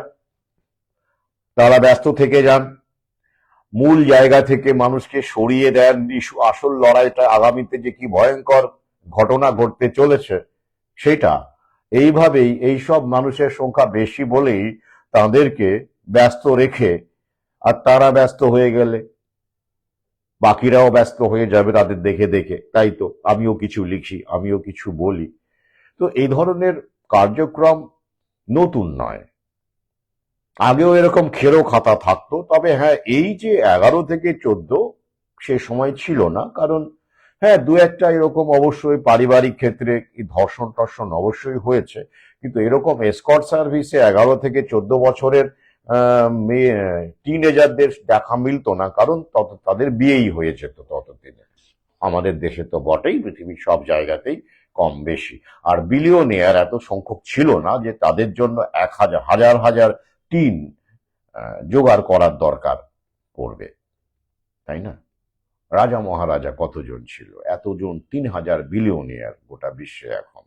তো তাদের ক্ষুধা নেই, তাদের ভোগ করার ইচ্ছে নেই? তারা বিলিয়নিয়ার কেন হয়েছে? তারা বিলিয়নিয়ার হয়ে মানে সাত্ত্বিক জীবন যাপন করবে? হুম? টাকা মাটি, মাটি টাকা বলবে, তারা ভোগ করবে না? সেটাই তো স্বাভাবিক। তো সেটা নিয়ে মানে এটা না হলেই অস্বাভাবিক। এই এই ঘটনাগুলো অজানা কিছু নয়। এখন আপনারা হইচই করছেন, একটুখানি আগে থেকেই এই যারা এগুলো চর্চা করেন, খোঁজ খবর রাখেন, তারা জানতেনি। না জানার কিছু নেই, অবাক হওয়ার কিছু নেই, এটা খুব স্বাভাবিক প্রক্রিয়া। মেডিকেল রিপ্রেজেন্টেটিভরাও ডাক্তারদেরকে খুশি করবার জন্য, হ্যাঁ 11 থেকে 14 হয়তো নাই হোক, কিন্তু যতটা কম বয়সী সম্ভব ব্যবস্থা করে দেন। এটা আমাদের দেশে এখনো চালু আছে। এক মেডিকেল রিপ্রেজেন্টেটিভের কাছ থেকে আমি শুনেছি। তাই মানে কি সব ডাক্তারই এরকম? না। তবে হ্যাঁ, একটা উল্লেখযোগ্য সংখ্যক চিকিৎসক যারা টপ লেভেলে চলে গেছেন, তাদেরকেও সার্ভিস দিতে হয় মেডিকেল রিপ্রেজেন্টেটিভদের। তাই তো, দ্য এনিমি ইজ উইদিন আস, এটা আমাদের ভেতরে রয়েছে। এটার বিরুদ্ধেই একটা লড়াই। এই এই কারণে শুধু সিস্টেম পরিবর্তন করলেই এসব কিছু হয় না, ভেতর থেকে একটা জাগরণ চাই। বহুজন হেতায় ও বহুজন সুখায় চ, এই বোধ যদি তৈরি না হয়, আপনারা কি করবেন? যারা গালিগালাজ করছেন তাদের সবাই না হলেও একটা উল্লেখযোগ্য সংখ্যক মানুষের মধ্যেও ওই জায়গায় তারা যদি সেখানে পৌঁছে যেতেন, তারা এইভাবে তার ক্ষমতাকে করতেন এবং এই সব মেয়েদের অ্যাবিউজ করার সুযোগ ছাড়তেন না। আমি চ্যালেঞ্জ করে বলতে পারি। যেহেতু পাচ্ছেন না, নেই, সুযোগ নেই, তাই এইভাবে আপনারা ক্ষিপ্ত হয়ে উঠেছেন। সবাই নন কিন্তু। আত্মবিশ্লেষণ করুন, নিজেদেরকে প্রশ্ন করুন, উত্তর পেয়ে যাবেন। If you were in that position, what would you have done? যদি এত বিলিয়ন বিলিয়ন টাকা নিয়ে আপনারা বসে থাকেন, ছোট স্কেলে দেখতে পাই না? দেখতে পাই তো। ভোগ কাকে বলে দেখতে পাই না? তো সেটারই তো, ভোগেরই তো একটা জায়গা ওইটা। এটা মাইক্রো স্কেলে, ওটা ম্যাক্রো স্কেলে। এরকম বহু মানুষকে দেখতে পাচ্ছে এই যে লড়াইয়ে তারা অ্যাড হতে চাইছে, কি গ্রুপে অ্যাড হতে চাইছে। যে তখনই আমি 3খানা শর্ত দিচ্ছি, মানে তার মধ্যে যে কোনো একটি, কি একটি হলো গ্রামে গঞ্জে সভার উদ্যোগ নেওয়া, আরেকটি হলো বক্তা হিসেবে বিভিন্ন জায়গায় যাওয়া, আরেকটি হলো গ্রুপকে শক্তিশালী করতে, যেহেতু এখনো আমাদের চাঁদা সিস্টেম চালু হয়নি, বই সংগ্রহ করে পাশে থাকা। সিম্পল, এটাই তো। যেই এটা দেওয়া হচ্ছে, তার ফলাফলটা আমি জানি। এই জন্যই বললাম না, ছাঁকুনি চাই, ফিল্টার চাই। আর এই ফিল্টার দিয়েই যোগ করা হচ্ছে বলে এতদিনে মাত্র 140 জন, নইলে 1000 কবেই ছাড়িয়ে যেত। তখন তাদের কি প্রতিক্রিয়া আমি জানি। ওই যে ওটাও পারবেন না, সবার উদ্যোগ নিতে পারবেন না, জনবিচ্ছিন্ন। বক্তা তো ছেড়ে দিলাম। আর গ্রুপের কর্মকাণ্ডে সাহায্য করতে গেলে যে মিনিমাম কিছু কয়েকশো টাকা খরচ করতে হয়, সেটাও তারা করবেন না। অথচ তাদের সবার না হলেও অনেকেরই অবস্থা আমি জানি, আর্থিক অবস্থা জানি, যে তারা কেন ওটা দিয়ে বিরিয়ানি খাবেন, ওটা দিয়ে কুলু মানালি ঘুরতে বেরোবেন, ওরা ভোগ করবেন, স্পা নেবেন, কুত্তার জন্য খাবার কিনবেন। এখন কুকুরও বলে, mummy I am dirty, take me to spa. বলে তো, দেখবেন সল লেগে এরকম ঝুলছে, যেখানে পেট শপ আছে, পেট শপে এরকম লেখা থাকে, mummy I am dirty, take me to spa. মানে কুকুরের স্পা, তাই তো। তো তারা এসব করে থাকেন। তাহলে এই মানসিকতাই তো সেটাই যখন বড় আকারে যায়। আমি সবার কথা বলছি না। আরো একবার বলি, কিছু বই ইতিমধ্যেই আমি ব্যবস্থা করেছি, যারা বই সংগ্রহ করতে চাইছেন কিন্তু আর্থিক কারণে পাচ্ছেন না, অকপট ভাবে বলেছেন। কিছু বই এখনো রয়েছে, যোগাযোগ করবেন, আমি উপহার হিসেবে দেব। সহযোদ্ধারা কিছু রেখে গেছেন, আমি কিছু নিজে থেকে রেখেছি, ওটা কোনো সমস্যা নয়। গ্রুপে অ্যাড হওয়া বইয়ের কারণে পাচ্ছেন না, কোনো সমস্যা নয়, অকপটে জানাবেন। কলেজ স্ট্রিটে হোক, দরকার হলে, সেরকম হলে। অচেনা হলে তো কুরিয়ারে পাঠানো যাবে না, কারণ বিশ্বাস করি না, এখন আমার বিশ্বাসটা হারিয়ে গেছে বেশ কিছু ঘটনার পরে। হ্যাঁ, যারা আগে থেকে পরিচিত তাদের ক্ষেত্রে তো আমি জানি, তাদেরকে ইতিমধ্যে দেওয়া হয়েছে। তো কেন এটা তেলা মাথায় তেল দেব না? মানে আপনি এই তিনটের মধ্যে একটিতেও নেই, সবার উদ্যোগ নিতে পারবেন না, গ্রামে গঞ্জে বক্তব্য রাখার জন্য ছুটে যেতে পারবেন না, গ্রুপকে আর্থিকভাবে এই মুহূর্তে চাঁদা নেই বলেই তো বইয়ের কথা হচ্ছে, চাঁদাটা আমাদের ভেবে চিন্তে ঠিক করতে হবে। তো এটাই যখন দিচ্ছেন না, চাঁদা হলে আর কত, আমরাই যারা আছি তারাই দেব, তাই তো। তাহলে তাহলে এই তিনটে একটিতেও আপনি নেই, থাকবেন না, তাহলে কেন? কি করবেন আপনি গ্রুপে? সময় কাটাবেন, টাইম পাস করবেন, নাকি নিজের জন্য, নিজের পরিবারকে বা শুধুমাত্র নিজেকে সুরক্ষিত করবার জন্য গ্রুপে আসবেন? মার্জনা করবেন। এই মানসিকতাকে প্রশ্রয় দেব না বলেই তো গ্রুপটি হয়েছে। আর বাকি তো কাজ চলছে, এই যে ফেসবুকে লাইভ করছি, আমি তো বলেছি বন্ধ হবে না এসব। হ্যাঁ, ঘনত্ব কমে যেতে পারে তার ব্যস্ততার কারণে, কিন্তু বন্ধ তো হবে না, এটাও তো ইউটিউবে দিয়ে দেবো আমি। তো যাই হোক, এই যে মানসিকতা, ভোগ করার মানসিকতা, সামাজিক কাজে, সমাজের কাজে যখন যেটা আশু প্রয়োজন, তার জন্য মানুষ খরচ করতে চায় না, এটা নতুন নয়। তাহলে ওদেরকে, এই যে ভোগবাদী, যাদেরকে আমরা লম্পট বলছি, চরিত্রহীন বলছি, শিশুকামী বলছি, পেডোফাইল বলছি, তাদেরকে গালিগালাজ করছি, কারণ তারা সেই স্তরে, সেখানে পৌঁছে সেই ভোগ করার ক্ষমতা তারা অর্জন করেছেন। যদি বলি, অর্জনই তো এক ধরনের অর্জন করেছেন। তো তো সেই জায়গা থেকে তারা যে ভোগবাদের সমুদ্রে নিজেদেরকে গা ভাসিয়ে দিয়েছেন, তো সেই লেভেলে অনেকে চাইলেও পারেন না, বা সেইখানে যেহেতু পৌঁছননি এখনো, সেই মানসিকতা তৈরি হয় না।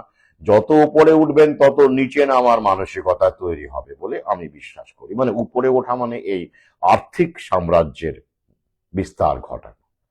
তো সেই জায়গা থেকে আপনারা আপনাদের যে সাধ্যমতো ভোগ করা, সেই ভোগ আপনারা করছেন তো, তাই না? যথেষ্ট করছেন।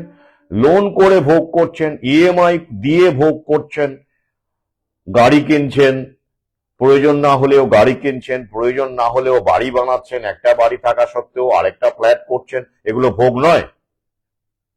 হ্যাঁ, 11 থেকে 14 বছরের কে করছেন না, ঠিক আছে, কিন্তু সেটা তো একটা অন্য লেভেলের, সেইখানে আপনি তো পৌঁছতে পারেননি। পৌঁছতে পারলে কি করতেন আমি বলতে পারি না, কিন্তু তবে এই বীজটা কিন্তু দেখা যায়, ভোগবাদের বীজটা আমি দেখতে পাই।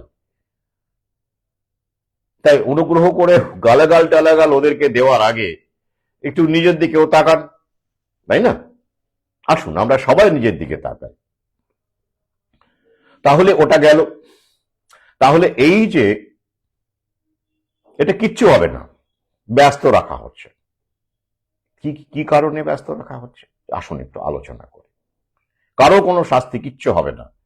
এই যে মোদির দপ্তর থেকে বলে দিয়েছে সব মিথ্যে, স্বাভাবিক, লোকটা তো মারা গেছে রে বাবা, নেই তো, কে সাক্ষী দেবে? বলবে পাগলের প্রলাপ লিখে গেছে, প্রমাণ কি? এভিডেন্স কোথায়? Where is the evidence? একজন এই মুহূর্তে দেখছেন, আমার তাকে দেখে মনে পড়লো, তিনি বইমেলায় এসেছিলেন, তিনি খুব বিমর্ষ ছিলেন। এটা বলে দিই সবাইকে, আমি পরে ভুলে যাব। তিনি আমার কথাতে নাকি জমি টমি কিনেছিলেন, কিনে দেখা গেল সেটা পিডব্লিউডির জায়গা, সেটা সরকার নিয়ে নিয়েছে।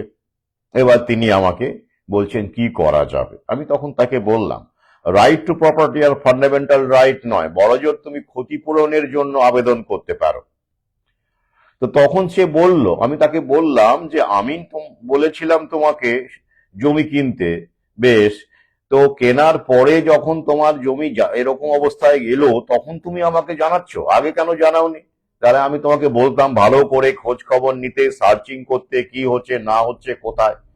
এখন তিনি বলছেন ওটা পিডব্লিউডিটা কি 1960-70 সালেই নাকি আহ জায়গাটা মানে রাস্তার জন্য নাকি ইয়ারমার্ক মানে করেছিল আর কি, তো কাজ হয়নি। তো এটা জানার পরেও তিনি কেন এগোলেন, আমার তো একটা মানে কি বলবো, একটা মূর্খতার দৃষ্টান্ত বলে মনে হচ্ছে। একবার যখন রাস্তার জন্য কোনো কিছু চিহ্নিত হয়, সেই সময়ে কাজ না হলেও 10 বছর পরে কাজ হতে পারে, 20 বছর পরে কাজ হতে পারে, 50 বছর পরেও কাজ হতে পারে। তো সেটা জানার পর তিনি কেন এগোলেন, আর তখন তিনি কেন আমার সঙ্গে আলোচনা করলেন না? এই তো কিছুদিন আগে প্রায় এরকম মানুষ আমাকে ফোন করছেন, যেহেতু আমি এটা বলেছি যে জমিটা জরুরি, আগামীতে খাদ্যের যা পরিস্থিতি আসছে, যাদের ক্যাপাসিটি আছে ফিয়ার কারেন্সি সঞ্চয় না করে জমির দিকে যান, বলেছি তো বারবার। তো সেই জায়গা থেকে ফোন করেন, আমি বারবার বলি এই করো, এইভাবে এগোতে হবে, সেই করতে হবে। তো আগে জানান। তবে হ্যাঁ, বাইরের ব্যাপারে আমি এন্টারটেন করছি না। গ্রুপের যারা হোয়াটসঅ্যাপ গ্রুপে আছেন তারা যদি এই ধরনের কোনো ইনভেস্টমেন্ট ডিসিশন নিতে চান আগে আমাকে জানাবেন, তারপরে আমি কিছু পরামর্শ দেব, তারপরে আপনি এগোবেন। এগোনোর পরে 10 লাখ 15 লাখ টাকা খরচা করার পরে যখন আপনার এরকম একটা সর্বনাশের খবর পাবেন, তারপর আমাকে জানাবেন, তাহলে কি হলো? আগে জানাবেন না? এটুকু তো প্রত্যাশিত, তাই না? যাই হোক, তাহলে এই রথী মহারথী বিলিয়নিয়ার নামগুলো বললাম না, লম্বা নাম হয় তালিকা, আপনারা জানেন, ও দেখে নেবেন, নামে কি এসে যায়, আসলে হলো ক্ষমতাধর ব্যক্তি। এই জায়নিস্ট পুঁজিবাদের ফসলই হলেন জেফ্রে এপস্টেইন। প্রোডাক্ট সিস্টেম তাকে বানিয়েছে, সিস্টেমে যারা টপে বসে আছে তাদের মনোরঞ্জন করবার জন্য, তাদের দেখভাল করবার জন্য। তো তাদের কিছুই হবে না। তাহলে এপস্টেইন মারা গেছে, তাহলে কেন এটা হলো? দুটো, আমি কয়েকটা কারণ বলছি। আগেই বলেছি ডাইভার্ট করা, মূল ইস্যু থেকে ডাইভার্ট করা। দুটো ইস্যু আছে, আমি একটা আমেরিকার ক্ষেত্রে বলি, বিশ্বের ক্ষেত্রে পরে আসছি। আমেরিকার ক্ষেত্রে দুটো ইস্যু আছে, একটা হলো ইন্টারন্যাশনাল ইস্যু। ইরান আক্রমণ করতে চলেছে আমেরিকা, তার তোড়জোড় চলছে। ভেনেজুয়েলাকে নিয়ে ইতিমধ্যেই হাত পুড়িয়েছেন ডোনাল্ড ট্রাম্প। মার্কিন নাগরিকের একটা বড় অংশ ডোনাল্ড ট্রাম্পের উপরে ক্ষেপে গেছেন এই ভেনেজুয়েলাতে ডোনাল্ড ট্রাম্প যেভাবে আক্রমণ সানিয়েছেন এবং যেভাবে অবৈধভাবে মানে চরম মানে মানে ইউনাইটেড নেশনসকে পদাঘাত করে। তো সেখানে তো সুস্থ চিন্তার মানুষ আছেন। তো সেক্ষেত্রে একটা প্রতিবাদ আমরা আমেরিকায় দেখেছি, ইউরোপেও দেখেছি ভেনেজুয়েলার ব্যাপারে। তো এবার ডোনাল্ড ট্রাম্প গ্রিনল্যান্ডের ব্যাপারে দেখেছেন যে গ্রিনল্যান্ড ব্যাপারটা সেরকম এগুলো, ব্যাপারটা একটা বড় রকম ফ্রান্সের ভূমিকা থেকে শুরু করে, যাই হোক, কারণ তেল আছে। কারণ ডোনাল্ড ট্রাম্প জানেন তেল, অয়েল, যতই ব্যাটারির গল্প করা হোক না কেন, আসল হলো পৃথিবী চালাবে ফসিল ফুয়েল, চালিয়েছে, চালাবে। সভ্যতার প্রাণ ভোমরা হলো ফসিল ফুয়েল, তেল। তো সেই তেল ইরানে আছে, ইরাক তো ওরা দখল করেই নিয়েছে। সেই তেল ইরানে আছে, একটা উল্লেখযোগ্য পরিমাণ তেল ইরানে এখনো ভাড়ার আছে পেট্রোলিয়ামের। কিন্তু ইরান চেষ্টা করেছিল রাশিয়ার সঙ্গে একটা তালমিল রেখে, আপনারা জানেন যে ইরানেও কিন্তু করোনা ভাইরাস ধরা পড়েছে, ব্যাপকভাবে টেস্টিং হয়েছে, ইরানেও মৃত্যুর ডেটা ফেটা ইরানও দিয়েছে। সেই সময় ইরানে রীতিমতো আর্মি দিয়ে লকডাউন করা হয়েছে। ইরান চেষ্টা করেছিল, পুতিনও চেষ্টা করেছিল বাজার করবার ওই যে স্পুটনিক করোনা ভ্যাকসিন দিয়ে। পুতিন সফল হননি, ইরানও সফল হলো না, চেষ্টা করেও পারল না। কারণ ইরানের সঙ্গে রাশিয়ার যে সম্পর্ক সেটা পুরনো সম্পর্ক, কিন্তু রাশিয়ার শক্তি এখন নেই, হীনবল। চীন অনেক বেশি শক্তিশালী, এদিকে চীন আর ওদিকে ইউএসএ। এবার আপনারা জানেন যে ইরানে আমেরিকান দূতাবাস নেই, অথচ বেশ কিছু আমেরিকান ইরানে এখনো বাস করে। ডোনাল্ড ট্রাম্প ইতিমধ্যেই জানিয়ে দিয়েছেন ইরান থেকে সমস্ত আমেরিকানরা নিজের দায়িত্বে যেন দেশ ছেড়ে চলে যায়। এটা কি জানেন? জানেন না। আমেরিকা যেহেতু ওখানে দূতাবাস নেই, তাই আমেরিকা তাদের নিরাপত্তার দায়িত্ব নিতে পারবে না, তাদেরকে ফিরিয়েও আনতে পারবে না আমেরিকায়। নিজের দায়িত্বে তাদেরকে আমেরিকায় ফিরে আসতে বলা হয়েছে, অথবা নিরাপদ কোনো জায়গায় যেখানে হামলার সম্ভাবনা কম, সেখানে খাবার দাবার মজুদ ভাড়া টাড়া নিয়ে লুকিয়ে পড়তে বলা হয়েছে, আশ্রয় নিতে বলা হয়েছে। কারণ কি, ডোনাল্ড ট্রাম্প অ্যাডমিনিস্ট্রেশন আশা করছে যে আমেরিকানদের ওপরে এবার হামলা হবে, এবং স্বাভাবিক, আমেরিকা যদি ইরানকে ইতিমধ্যে ডেস্ট্রয়ার থেকে শুরু করে বিভিন্ন রকমের যুদ্ধাস্ত্র দিয়ে, এয়ারক্রাফট ক্যারিয়ার থেকে শুরু করে ইরানকে কিন্তু ঘিরে ফেলা হয়েছে। অজুহাতের তো অভাব নেই, ঘিরে ফেলা হয়েছে। মূল কারণ আসলে তেল, পেট্রোলিয়াম। তো সেইটা কিন্তু এখন খবরে সেভাবে নেই। ওই এপস্টেইন ফাইল নিয়ে সবাই ব্যস্ত, ইউরোপ আমেরিকা সবাই ব্যস্ত। তো এইভাবে একটা ঘটনাকে আড়াল করে এগোতে সুবিধে হয় আর কি। জনরোষ, আমেরিকানরা যেভাবে ভেনেজুয়েলার উপরে মার্কিনী হামলায় খেপে গিয়েছিল, সবাই না হলেও একটা বড় অংশ, উল্লেখযোগ্য অংশ, এবার ইরানের ব্যাপারটা খবরেই নেই। পুরোটাই দালাল মিডিয়া এপস্টেইন ফাইল নিয়ে এতটাই ব্যস্ত, আর জনগণ তো বাপরে বাপ, দেখবেন জনগণের একটা ব্যাপার কাজ করে, আমি জানি কি বলুন তো, তথাকথিত বিখ্যাত মানুষের যখন এইসব স্ক্যান্ডেল গুলো বেরিয়ে যায়, এই যে এপস্টেইন ফাইলে টিনেজারের সঙ্গে ধর্ষণ, রেপ, অ্যাবিউজ এসব করার খবর তো রীতিমতো একেবারে কি বলুন তো, আসলে এগুলো স্পাইস, মানে মশলা। তবে এইরকম মানুষের যখন এসব ঘটনা বেরোয়, তখন দারুণ মজা পায় পাবলিক। তারা ব্যস্ত থাকে আলোচনায়, চায়ের বাসর থেকে শুরু করে ব্যাপক ব্যস্ত থাকে, প্রায় সবাই কম বেশি, কিছু ব্যতিক্রম বাদ দিয়ে। তারপরে বাঁশটা হঠাৎ করে বংশটা আছড়ে পড়ে। তো যাই হোক, আসছি, কোন বংশ আসছে কতিপয় মানুষই সেটা বুঝবেন। এটা থাকে, যত তথাকথিত মিডিয়া এদেরকে একটা বিশাল ফিগার বানিয়ে দেয়, বিলিয়নিয়ার বিল গেটস, মানবতাবাদী বিল গেটস, তাই তো, অমুক প্রাইম মিনিস্টার, তমুক তমুক এলন মাস্ক, বড় বড় সব ব্যাপার। এবার তাদের নিয়ে যখন এই কেচ্ছাগুলো, সত্যি মিথ্যে যাই হোক না কেন, এটা তো সত্যিই জানা যাচ্ছে, যাই হোক যেমনই হোক না কেন, সত্যি মিথ্যে যাই হোক, যখনই এই কেচ্ছাগুলো মিডিয়াতে আসে, মিডিয়া নিচ্ছে করে নিয়ে আসে এদেরকে, যখন দেখতে পাচ্ছে যে এদের তো কোনো শাস্তিই হবে না, জনগণকে, পাবলিককে একটু ব্যস্ত রাখার জন্য, তখন এইসব জনগণ নিজেরা খুব সাধু হয়ে যায়। তারা চরম গালেগালাজ করে, এই করে সেই করে, ব্যস্ত থাকে। এটা মানুষের বৈশিষ্ট্য। সবার না হলেও বড় অংশে। এই যে অধমকে দেখছেন, অধমের ক্ষেত্রে যদি এরকম কোনো কিছু পাওয়া যায়, আমি তো সেই লেভেলের কেউ নয়, সাধারণ, কিন্তু আমারও তো, আমার ক্ষেত্রে যেমন অনুরাগী আছে, তেমন ভেতরে অনুরাগীদের মধ্যেও চুপে গোপনে থাকা আর নিন্দুক তো আছেই, ওত পেতে থাকা মানুষও আছে। এবার যদি একটা মিথ্যে গুজবও আসে কোনো কিছু বিষয়ে, সেটা নিয়ে তারা তাড়িয়ে তাড়িয়ে উপভোগ করবে, কিন্তু এটা সাইকোলজি, এনজয় করবে। এটা মানব চরিত্র। অ্যাক্টিভিটি নেই সমাজে, তাদের কোনো অবদান নেই, তারা কোনো কাজ করতে চাইছেন না, করেন না, আশপাশের মানুষের, অর্ধমৃত মানুষের পাশ কাটিয়ে চলে আসেন, অসহায় দরিদ্র মানুষ হাত পাতলে কপালে হাত ঠোকেন, তারা আবার এইসব ব্যাপারে দারুণ সচেতন হয়ে প্রতিবাদী হয়ে ওঠেন। আমি জানি, তাই আত্মবিশ্লেষণ অত্যন্ত জরুরি। অ্যাকচুয়ালি আমরা কি, কে, কারা, কিরকম, তাই না? ওই যে রিয়ালাইজেশন, সেটারই অভাব। তো এবার ইরানকে আমেরিকা ওইভাবে এই খবরগুলো গিয়ে দিয়ে আড়াল করেছে, প্রায় ঘিরে ফেলেছে।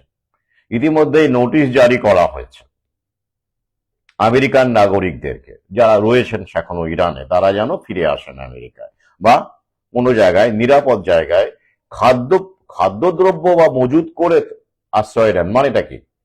যুদ্ধ শুরু হলে তো সব ডিস্ট্রিবিউশন সিস্টেম থেকে শুরু করে সব ভেঙে পড়বে। যুদ্ধের একটা দিকই হলো ফুড ক্রাইসিস, তাই তো? তো সেটা তিনি অ্যালার্ট করে দিচ্ছেন। এই ব্যাপারটা আপনারা কতজন জানেন? এপস্টেইন ফাইল নিয়ে ব্যস্ত আছেন। এটা তো এগুলো আন্তর্জাতিক বিষয়। এবার আমেরিকায় ভেতরে কি হচ্ছে, যুব সমাজের অবস্থা কি দাঁড়াচ্ছে, সেইখানে মানুষের অবস্থা এখন কি, এআই ইমপ্লিমেন্টেশনের ফলে আমেরিকায় কত জব লস হচ্ছে, সে খবর কি রাখেন? আমাদের দেশেও যেমন এই চাকরি বাকরি নেই, ছাঁটাই হচ্ছে, সেগুলোকে ডাইভার্ট করার জন্য হিন্দু মুসলমান খেলা হয়, তাই তো? হুমায়ুনের বাবরি মসজিদ খেলা হয়, এসআইআর প্যানিক খেলা হয়, বাংলাদেশি খেলা হয়। মূল ইস্যু, আসল ইস্যু যে খাদ্য বস্ত্র বাসস্থান জীবিকা, সেটাকে সরিয়ে দেওয়ার জন্য, সরিয়ে রেখে মানুষকে ব্যস্ত রাখা মূল ইস্যু থেকে, এই জায়নিস্ট ট্যাকটিক্সটা কিন্তু মিডিয়া শক্তিশালী হওয়ার পরই শুরু হয়েছে। আগে এটা ছিল না, আগেও ছিল, খুব লো স্কেলে ছিল, তখন মিডিয়া কোথায় ছিল, তাই তো?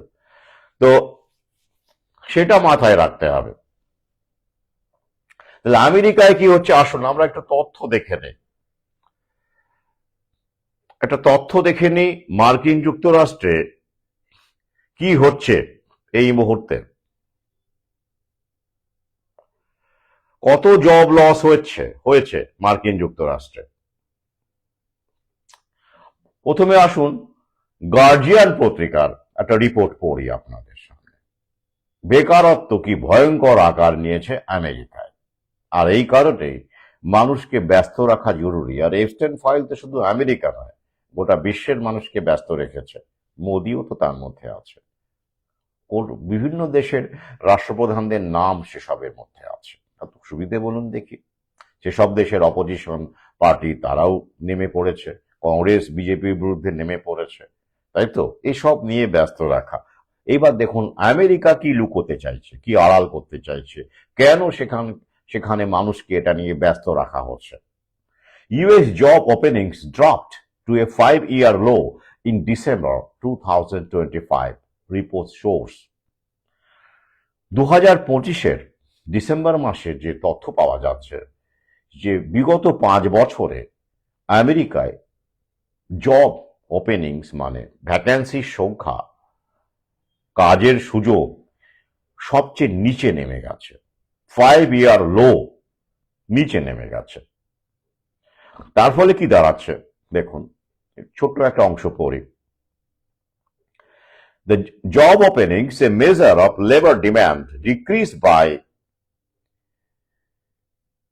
3,86,000 to 6.542 million by the last day of December, the lowest level since September 2020.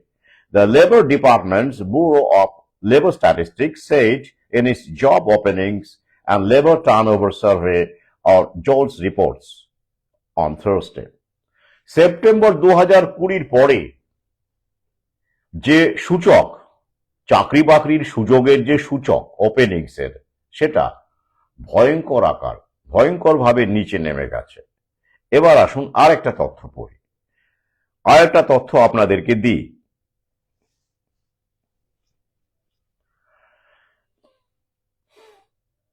On average, the US added an average of just 49,000 roles per month in 2025, down from an estimated gain of 1,68,000 a month the year before. গত বছরেই, তার প্রতি বছরই কমছে। গত বছরের এই সময়ে যেটা দেখা যাচ্ছিল, প্রতি মাসে 1,68,000 মতো কাজের সুযোগ আমেরিকায় তৈরি হতো, ওপেনিং হতো জব সেক্টরে। সেটা কমে এখন কত দাঁড়িয়েছে? 49,000 প্রতি মাস। তারপরে 1,68,000 থেকে 49,000, মানে বুঝতে পারছেন কত ভাগের 1 ভাগ দাঁড়িয়েছে। ভয়ঙ্কর অবস্থা। আইটি সেক্টর থেকে শুরু করে আপনারা জানেন আমাদের দেশ, ওদের এই কারণে যাতে করে ওদের জব লস যতটা কমানো যায়, ট্রাম্প ওই যে ভিসা আমাদের দেশের প্রফেশনালদের সেখানে, শুধু আমাদের দেশ নয়, হ্যাঁ, অনেককেই তো ফেরত পাঠাচ্ছে আপনারা জানেন, এবং সেক্ষেত্রে ভর্তির ক্ষেত্রে কঠোর ভিসা রুল থেকে শুরু করে বিভিন্ন রকমের ইনভেস্টমেন্ট প্ল্যান আনা হয়েছে। আগের মতো করে সহজেই আমেরিকায় পড়াশোনা করতে যাওয়া, চাকরি করতে যাওয়া আর সহজ নয়, তাই তো, কঠিন করে দিয়েছে। কারণ ওই যে নিজের দেশেই তো জব থাকছে না, এআই এর মহিমায়, রিসেটের মহিমায়, তাহলে বাইরের দেশ থেকে আবার লোকজন ঢুকিয়ে নিলে তারা তো ফিরতে চাইবে না অনেকেই, তো সেই ক্ষেত্রে মারাত্মক সমস্যা হবে। তার মানে জব মার্কেটের তো এমনিতেই এই অবস্থা, এটা বহু আগেই আমি বলেছি। তাহলে এই একটা ক্ষেত্রে দুটো, একটা ডোমেস্টিক ক্ষেত্রে মানুষকে ব্যস্ত রাখা, সেখানে ভয়াবহ বেকারত্ব দেখা যাচ্ছে। এলন মাস্ক তো এআই এ ইনভেস্ট করে বসে আছেন, তার ইলেকট্রিক কার সেভাবে চলুক আর না চলুক, এআইটা তো ভালো রকম চলছে গোটা বিশ্বে, দেখতেই পাচ্ছেন। তার ফল আমাদের দেশেও আমরা দেখতে পাচ্ছি। তো তাহলে সেখানে তো ভয়ঙ্কর অবস্থা। একটা কারণ ডাইভার্ট করা হচ্ছে, কারণ এই সব বড় বড় হস্তি, বড় বড় ব্যক্তি যাদের নাম আপনারা এপস্টাইন ফাইলে দেখতে পাচ্ছেন, তাদের কিচ্ছু হবে না, লিখে নেবেন। কি হবে? টাইম পাস করছেন আপনারা, আর টাইম পাস করতে করতে আগামীর বিপদটাকে ভুলতে চাইছেন। কি বিপদ? শেয়ার হয়ে যাচ্ছে আলটিমেটলি, ওটা ডেটা কালেকশন, ডিজিটাল আইডি, আমি বহু আগেই বলেছিলাম, তাই তো। এরপরে কি হবে? মাননীয় আদালতে লড়তে যাচ্ছেন, কিছু আলটিমেটলি উনি জয়ী হয়ে ফিরবেন, জানেন তো। আর উকিলের পোশাক পরে দেখা যাচ্ছে, হ্যাঁ স্যার থেকে আমাদেরকে বাঁচিয়ে আনলেন মাননীয়া। আমি বারবার বলেছি সবাই ভোট দিতে পারবে, কোনো চিন্তা করবেন না, বহু আগেই বলেছি। স্যার প্যানিকে অনেকেই লাইন টাইন দিয়ে 2002 এর তালিকায় আবার নেই, এটা একটা নাটক, একটা চিত্রনাট্য। উনি আদালতে যাচ্ছেন, জিতে ফিরবেন, জয়ী হয়ে ফিরবেন, মেসায়া হয়ে ফিরবেন উনি। হ্যাঁ, আবার ভাবছি যে এখনো অনেকে স্বপ্ন দেখছেন পশ্চিমবঙ্গে তারা ক্ষমতায় আসবেন, অনেকেই অপেক্ষায় আছেন, তাই না? ট্রাই টু আন্ডারস্ট্যান্ড দ্য জিওপলিটি না বুঝলে এসব সারফেস লেভেলের খেলাধুলা দিয়ে কিছু হয় না। তো উনি স্যারকে নিয়ে আদালতে যাবেন, আপনারা জানেন, এবং ফল কি হবে তাও আমি জানি। তো তাহলে কি হলো, মাঝখান থেকে কি হলো?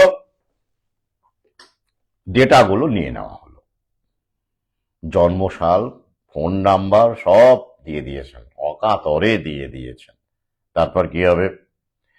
বেকার ভাতা বহু আগেই বলেছিলাম ভাতা আবার চালু হবে, চাকরি বাকরি হবে না, কত করে ১,৫০০ টাকা বেকার ভাতা অগাস্ট থেকে চালু হবে। ওটা একদিক থেকে ভোটের টোকো হয়ে গেল, অপরদিকে ফাইন্যান্সিয়াল কন্ট্রোলও হয়ে যাবে। এইবার লক্ষ্মীর ভান্ডারের ভয় দেখিয়ে যেমন ভ্যাকসিন গুঁজে দেওয়া হয়েছিল, জানেন তো, এবার বেকার ওই পুরুষদের তো কিছু ছিল না। এতদিন যা সুযোগ সুবিধে, কন্যাশ্রী বলুন, লক্ষ্মীর ভান্ডার বলুন, যা যা সুযোগ সুবিধে ভাতার, সবই তো মোটামুটি নারীরাই পেয়েছে। এইবার এই বেকার ভাতা ১,৫০০ টাকা করে অ্যাকাউন্টে ঢুকবে, সেটা পুরুষরাও পাবে ৪০ বছর পর্যন্ত, তাই না? ৪০ বছর পর্যন্ত পুরুষরা পাবে। নারীরা তো লক্ষ্মীর ভান্ডার নিয়েই নিয়েছে অনেকে, লক্ষ্মীর ভান্ডার পেলে বেকার ভাতা পাওয়া যাবে না যতদূর আমি জানি। যাই হোক, তাহলে পুরুষরা এবার চলে এলো ৪০ বছর পর্যন্ত। তারপরে তো ভ্যাকসিনও আসছে, অগাস্টের পরেই ভ্যাকসিন আসবে। তারপরে দেখবেন বেকারত্ব যেখানে পৌঁছেছে, ওই ১,৫০০ টাকা টিকিয়ে রাখতে গেলে, যদিও বারবার বলেছে অফিসিয়ালি কোনো ভ্যাকসিনই বাধ্যতামূলক নয়, কিন্তু ওই যে ভয়, ভয় বলবে, স্বাস্থ্যকর্মীরা বলবে, নার্সে ব্যাপক নিয়োগ হচ্ছে, জানেন তো, মানে ব্যাপক, মানে কন্ট্রাক্ট বেসিস যাই হোক, নিয়োগ হচ্ছে নার্সে। বহু আগেই বলেছিলাম কেন। পুলিশেও নিয়োগ হচ্ছে, কেন কেন আর কোথাও নিয়োগ হচ্ছে। শিক্ষক নিয়োগ কবে হবে অপেক্ষা করতে থাকুন, হয়েছে একাদশ দ্বাদশের নিয়োগ হবে, চূড়ান্ত তালিকা বেরিয়ে গেছে, অপেক্ষায় থাকুন। বেশ, তারপর কি হবে? ওই ডেঙ্গু ভ্যাকসিন আসবে, নিপা ভ্যাকসিন লাইনে আছে, ম্যালেরিয়া ভ্যাকসিন, বহু প্যান্ডেমিকের পর প্যান্ডেমিক হবে। বিল গেটসের কিচ্ছু হবে না। এপস্টাইন ফাইলে যতই তার নাম থাক না কেন, তাকে নিয়ে গোটা বিশ্বে ডজন ডজন মামলা, শয়ে শয়ে মামলা আছে, আমাদের দেশেও হয়েছে, কিছুই হয়নি। কি হবে? কিচ্ছু হবে না, ওরাই তো সিস্টেম কন্ট্রোল করে। তারপর কি? চালু হয়ে যাবে বেকার ভাতা। এরপরে বেকার ছেলেটিকে বলা হবে যে নিতে হবে, এটা বাধ্যতামূলক, নইলে কিন্তু সুযোগ সুবিধে বন্ধ হয়ে যাবে। এবার সে কি ভাববে? সে কি জানে আর্টিকেল 21 কজন জানে আমরা ছাড়া? এই জন্যই তো গ্রামে গঞ্জে আমাদের পৌঁছানো উচিত। সে ভাববে বাবা, ১,৫০০ টাকা দিয়ে অন্তত আমার মোবাইলটা রিচার্জ হয়, বিড়ি সিগারেটটা হয়ে যায়, টুকটাক একটু সাপোর্টও হয়ে যায়, সেটা চলে যাবে। ওটা লিখিতভাবে বলা হবে না। লক্ষ্মীর ভান্ডার বন্ধ হয়ে যাবে, এটা লিখিতভাবে কোনোভাবে কেউ বলেছিল? মুখে বলেছিল, ওটাই যথেষ্ট। মানুষ তো ওইসব চটকদার নিয়ে ব্যস্ত, এপস্টাইন ফাইল নিয়ে ব্যস্ত। তারা কি করে, যাদের যত ব্যস্ত রাখা হবে, এই যে খেলা, ক্রিকেট, অমুক তমুক, চলেইছে জলসা, ডিজে বাজি, তো তারা কেউ এটা ভাববেই না। তারা রিসার্চই করবে না যে আর্টিকেল 21 বলে একটা ব্যাপার আছে, ভ্যাকসিন বাধ্যতামূলক নয় এরকম একটা ব্যাপার আছে। তারা দেখবে, মিডিয়া বলবে হ্যাঁ ওটা নিতে হবে, ওই যে বলেছিল করোনার ফলে, ওটা তাই দেখবে, মিডিয়াতে দেখবে যে এটা নিতে হবে, তাই তো। তো তারা দেখবে, তাই তো মিডিয়াও বলছে, রাজনৈতিক দলও বলছে, এনজিও বলছে, স্বাস্থ্যকর্মীরাও বলছে, সবাই তো একই কথা বলছে যে এটা নিতেই হবে। ব্যাস, তাহলে কি হবে? এইবার স্বাস্থ্যকর্মী এসে বলবে না নিলে কিন্তু, হুম, তাই তো, বন্ধ হয়ে যাবে। এইবার কজন সেখানে তো ভ্যাকসিন ইতিমধ্যেই বলবে, করোনা ভ্যাকসিনের একটা ফোবিয়া তো তৈরি হয়েছে, ঠিক আছে, বাস্তব, আমরা জানি। কিন্তু যখন মানুষ এই ১,৫০০ টাকাটা একটা বড় ফ্যাক্টর হয়ে যাবে, বাস্তবে তারা তো জানে না ওটা বন্ধ করা যায় না আইনত, কিন্তু এই কথাটা বলার মতো শক্তি তার নেই। আরে দারিদ্র্যের কারণেই তো আমাদের মতো দেশ থেকে ভ্যাকসিন ট্রায়ালে যায়। ভ্যাকসিন ট্রায়াল কারা দেয়? হিউম্যান ট্রায়াল হয়তো, লোক দেখানো হলেও তো হয়। সেই ভ্যাকসিন ট্রায়ালে গরিব দেশের জনতাই তো সেখানে নাম লেখায় টাকার জন্য, কিছু টাকা দেয় তাদেরকে, জানেন তো। তাহলে সেখানে ভ্যাকসিন ১,৫০০ টাকা বাঁচানোর জন্য ভ্যাকসিন নিতে কি সমস্যা? তারা কি জানবেন ভ্যাকসিনের মধ্যে অ্যালুমিনিয়াম আছে, লং টার্ম কি হয়, তাই না?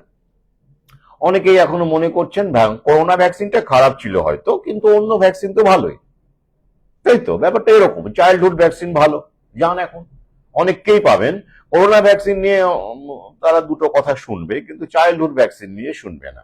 সবে তো আমরা শুরু করেছি। তো সুতরাং এই এসআইআরটা হয়ে গিয়ে এই ডেটাটা সবার ঢুকে গেল, ডিজিটাইজেশন হয়ে যাচ্ছে। এবার ভ্যাকসিন না নিলেই সেটা শো করবে। এইবার তারপরে কি হবে বলুন তো? অফিসিয়ালি বন্ধ করতে পারবে না, কিন্তু দেরি করবে, হয়তো একটা মাসে ঢুকলো না টাকাটা। এবার সে বলবে, হ্যাঁ রে, আমি নিইনি, না করেছি বলে আমার টাকাটা ঢোকেনি। ব্যাস, সে বিশ্বাস করবে যে তাই তো, তাহলে সত্যিই বলেছে স্বাস্থ্যকর্মী। এবার বাকিরাও ভাববে, ওই তো ওরা তো নিয়েছে, নেওয়ার পরে তো ভালোই আছে, এখনো পর্যন্ত কিছু হয়নি, নিয়েই নি, 1,500 টাকা তো কম নয় এই বাজারে। ব্যাপারটা এইভাবে কাজ করবে, তাই তো। সে কি পার্সু করবে যে কেন আমার টাকা ঢুকলো না? কোথায় যাবে সে? কোথায় দৌড়বে? তাকে তো লড়াই করতে হবে। টাকা ঢুকলো না, পরে তারা হয়তো বলবে, যখন গিয়ে ফেস করে বলে, হ্যাঁ আমাদের ভুল হয়েছে, আমরা টাকাটা ঢোকাতে পারিনি, ঢুকিয়ে দিলাম। এটাই তো কায়দা। কিন্তু সেখানে গিয়ে সংশ্লিষ্ট দপ্তরে তোকে জানাতে হবে যে আমার টাকাটা ঢোকেনি, কেন ঢুকলো না। লিখিত হবে তো বলতে পারবে না যে ভ্যাকসিন নেননি বলে টাকাটা আটকে গেছে, সেটা বলা যাবে না। চাপ টাপ দিলে বলবে, হ্যাঁ আমাদেরই ভুল হয়েছে, ঠিক আছে আমরা দেখছি। কিন্তু ওই যে ফেস করাটা, চোখে চোখ রেখে কথা বলাটা, এটা কজন পারেন ঝামেলায়। অতএব এটা ভালো কাজ করবে আগামীতে। এই বেকার ভাতা, লক্ষ্মীর ভান্ডার যেভাবে মেয়েদেরকে ভয় দেখিয়ে মানে বন্ধ হয়ে যাবে সুযোগ সুবিধে বলে বুঝিয়ে দেওয়া হয়েছে, এবারেও সেটা অব্যাহত থাকবে পুরুষদের ক্ষেত্রেও, অন্তত এই 40 বছর পর্যন্ত।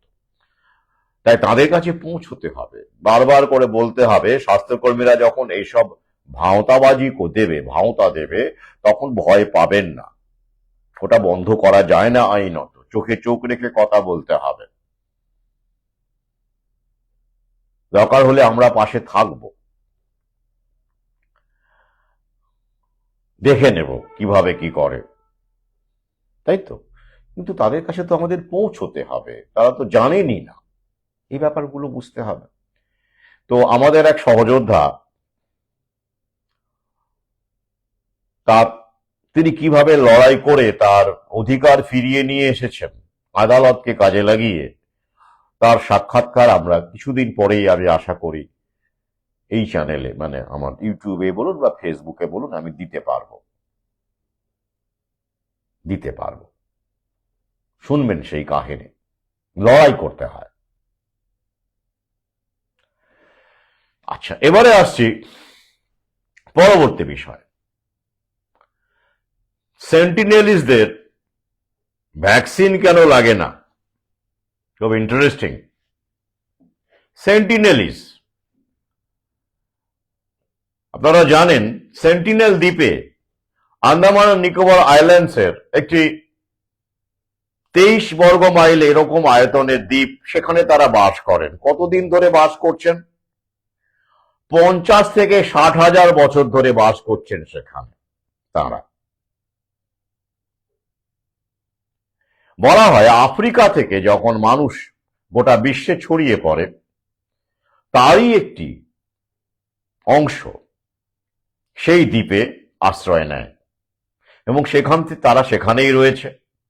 কিন্তু প্রশ্ন হচ্ছে যে আন্দামান নিকোবর আইল্যান্ডসে এরকম বেশ কিছু দ্বীপ আছে এবং সেখানে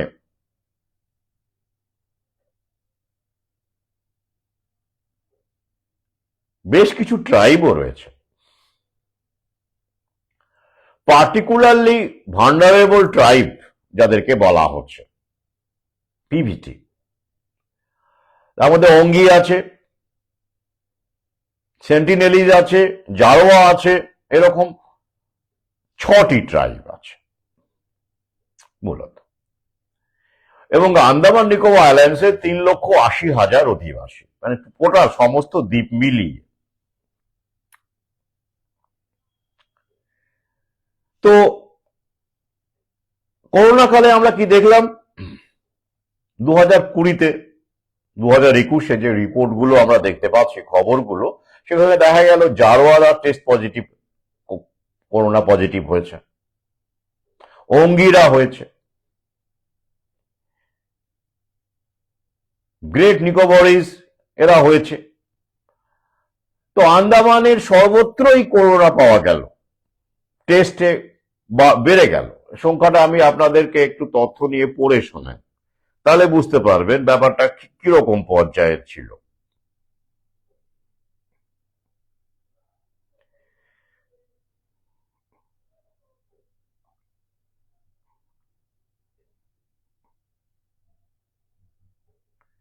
কিরকম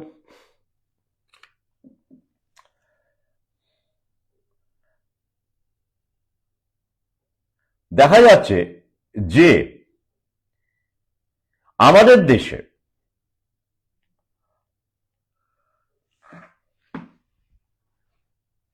পড়ে শোনাবো না, দেরি হয়ে যাবে। যখন ওই জানুয়ারি মাসে প্রথম 2020 জানুয়ারি এরকম সময়, 20 জানুয়ারি 2020 এরকম সময়ে প্রথম করোনা আমাদের দেশে ভূখণ্ডে কেরালায় দেখা গিয়েছিল। তার 3 মাস পরে মার্চ মাসে 6 বা 7 তারিখে এরকম সময় আন্দামান নিকোবরে করোনা দেখা গেল 3 মাস পরে। মানে তাহলে মেনল্যান্ডে, মানে আমাদের দেশকে মেনল্যান্ড যেটা মূল ভূখণ্ড দেখা যাচ্ছে, সেখানে জানুয়ারি, আর আন্দামান নিকোবর আইল্যান্ডসে দেখা গেল মার্চে, 3 মাস পরে। বেশ। এবং আক্রান্তের সংখ্যা বাড়তে লাগলো, বাড়লো, বাড়তে বাড়তে কয়েকটা হতে হতে 1000 ছাড়িয়ে গেল করোনা পজিটিভ। তাই তাই রব উঠলো, এই তো গেল গেল সব ট্রাইব গেল, একেবারে করোনার আক্রমণে সব ছারখার হয়ে যাবে ইত্যাদি ইত্যাদি বলা হলো মিডিয়াতে। করোনা ওখানেও পৌঁছে গেছে, টেস্ট করা হলো, অঙ্গি, জারোয়া, বাকি সব ট্রাইব রয়েছে, পজিটিভ পাওয়া গেল। কিন্তু একটা দ্বীপে কেউ ঢুকতেই পারল না, টেস্ট করা তো দূরের কথা। সেন্টিনেল দ্বীপে কেন পারল না স্বাস্থ্যকর্মীরা ঢুকতে, টেস্ট করতে? ক্যালানো বোঝেন? ওই ক্যালানোটা কম হয়ে যাবে, ওই তীর ধনুক জানেন তো। 2018-তেও একজন খ্রিস্টান মিশনারি ওখানে ঢুকে ধর্মপ্রচার করতে চেয়েছিল, ওই তীর থেকে আর ভেতরে ঢুকতে হয়নি, সমুদ্রের তীরেই তাকে সেন্টিনেলিজরা খতম করে দেয়। অর্থাৎ সেন্টিনেলিজদের বলা হচ্ছে তথ্য অনুসারে পৃথিবীর সবচেয়ে হোস্টাইল যে ট্রাইব আছে, জেনোফোবিক বলা হয়, কি যা বিদেশিদের সহ্য করতে পারে না। জেনোফোবিয়া টার্মটা আপনারা জানেন, ফিয়ার অফ ফরেনার্স বলা হয় জেনোফোবিয়া। পৃথিবীতে যত এইরকম অন্য দেশের বা বাইরের দেশের মানুষকে সহ্য করতে পারে না, তাদের প্রতি মারাত্মক বিদ্বেষ ধারণ করে, এইরকম ট্রাইবদের মধ্যে অন্যতম হলো সেন্টিনেলিজরা। কাউকে কাছে ঘেঁষতেই দেয় না। চেষ্টা হয়েছে আগে, জানেন তো, পারেনি। ভুল করে যদি কোনো, এই যে কিছু আরো আগে 2000 বোধ হয় 2008 এরকম সময়, এক্সাক্ট সালটা মনে নেই, আমি খবরে পড়েছিলাম, কিছু জেলে, 2জন জেলে তাদের নৌকো ওই ঝড়ের কবলে পড়ে সেন্টিনেলিজ আইল্যান্ডের তীরের কাছে চলে যায় ভাসতে ভাসতে। ব্যাস, তাদেরকেও 2জনকে জানা যায় সেন্টিনেলিজরা হত্যা করে। আর এই ফাদার খ্রিস্টান মিশনারি চাও, তো তার ব্যাপারটা তো আপনারা খবরে পড়ে থাকবেন, খুব বেশি পুরনো নয় আর কি। তিনি ওখানে ধর্ম প্রচার করার চেষ্টা করেছিলেন, ভালো উদ্দেশ্য নিয়ে গেছিলেন, কিন্তু আলটিমেটলি যেখানে যেখানে খ্রিস্টানরা প্রবেশ করেছে ধর্ম প্রচার করতে গিয়ে, সেখানে আলটিমেটলি এক হাতে বাইবেল আর অপর হাতে কি থাকে সেটা আপনারা জানেন, তাই তো। তো ইংরেজি ভাষা তো তারা পারেননি। কিন্তু অন্য যেসব ট্রাইব আছে, অঙ্গি ভঙ্গি বলুন, যাই হোক, যারা রয়েছে, জারোয়া, গ্রেট নিকোবরিজ, এরা কিন্তু সরকারি চাকরি করছে, মেইন স্ট্রিমে সামিল হয়ে গেছে, সামিল করা গেছে, সংরক্ষণের সুবিধে পাচ্ছে, ট্রাইব চাকরি বাকরি করছে, সুযোগ সুবিধে মেন স্ট্রিমে ঢুকে গেছে, তাদেরকে টেস্ট করা যাচ্ছে, কোনো সমস্যা নেই, ভ্যাকসিন ট্যাক্সিন দেওয়া হচ্ছে, কোনো সমস্যা নেই। কিন্তু সেন্টিনেলিস্টদের কিছু করা যাচ্ছে না, কি মুশকিল বলুন তো। শুধু তাই নয়, মাঝে মধ্যে ওই এলাকাতে অনেক জেলে নিখোঁজ হয়ে যায়, ধরে নেওয়া হয় যে ওইখানে চলে গিয়েছে, ব্যাস আর ফিরে আসেন। এমনকি সার্ভে হেলিকপ্টার যখন উপর দিয়ে উড়ে যায় সেন্টিনেলিস দ্বীপের উপর দিয়ে, সেখানেও তীর ধনুক ছুটে আসে। কি মারাত্মক হোস্টাইল একটা অসভ্য বড় বড় জাত, 50 থেকে 60,000 বছর ধরে ওখানে বাস করছে। তো ওদের কোনো স্বাস্থ্য পরিষেবাই লাগে না, ভ্যাকসিন তো দূরের কথা, টেস্ট ফেস্ট কিচ্ছু করতে হয় না। কে করবে টেস্ট? প্রাণ নিয়ে কেউ ফিরবে? যারা যারা গিয়েছিল তারা প্রাণ নিয়ে ফেরেনি। কি ভয়ঙ্কর অবস্থা, কি ব্যাপার বলুন দেখি। আমাদের দেশেরই একটা অংশ, সেখানে বিল গেটস ঢুকতে পারেন না, মানে মানে বিল গেটস তো দূরের কথা, সাধারণ স্বাস্থ্যকর্মী যেতে পারে না। প্রশ্ন জাগে না কি করে তারা বেঁচে আছেন। আদিম কালের, প্রস্তর যুগের বলা হচ্ছে, তারা হান্টার গ্যাদারার্স, ওই যে যেটা প্রস্তর যুগে ছিল, প্যালিওলিথিক এজ, তারা শিকার করে এবং ফলমূল সংগ্রহ করে বেঁচে থাকে। আমাদের দেশেরই অংশ, ভূগোল ভূগোল তো তাই বলে আমাদের দেশেরই অংশ সেন্টিনেল, সেন্টিনেল দ্বীপ। আর সেন্টিনেল থেকে নর্থ সেন্টিনেল বলা হয় আর কি। তো তার অধিবাসী সেন্টিনেলিস, পড়াশোনা করে না, ভ্যাকসিন নেয় না, অথচ ঠিকই আছে। কতজন আছে ও ঠিক করে বলা যায় না, গুনবেটা কে মশাই? উপর থেকে সার্ভে টার্ভে করে বিভিন্ন রকমের সংখ্যা বলা হয়,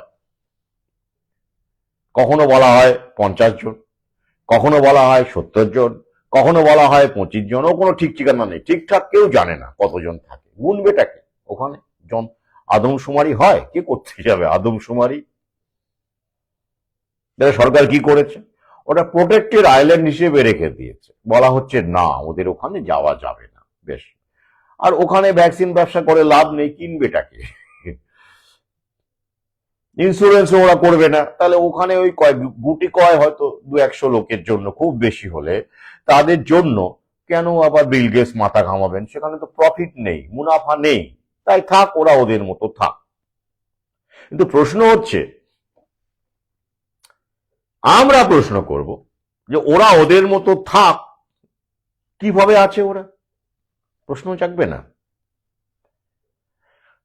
এবার প্রশ্ন করুন এদেরকে, সাংবাদিক বলুন, তোতা পাখি এআই কে বলুন, যাদেরকেও প্রশ্ন করুন, বা মিডিয়াকে প্রশ্ন করুন, বা বিজ্ঞানীদের প্রশ্ন করুন, দালাল বিজ্ঞানীদের প্রশ্ন করুন, তারা উত্তর দিয়েছে কি এদের ইমিউনিটি এত লো, এরা আমাদের সংস্পর্শে এলেই নাকি অসুস্থ হয়ে পড়বে, তাই ওরা বিচ্ছিন্ন থাকাটাই ওদের পক্ষে ভালো।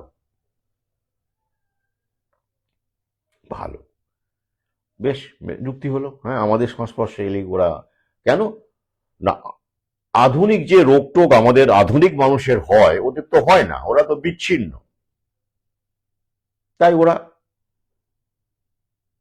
আক্রান্ত হয়ে যাবে এবং গোটা যে কটা রয়েছে সেন্টিনেলিস তারা সবাই মারা যাবে, অসুস্থ হয়ে পড়বে, তাই এক্সপোজ না করাটাই ভালো।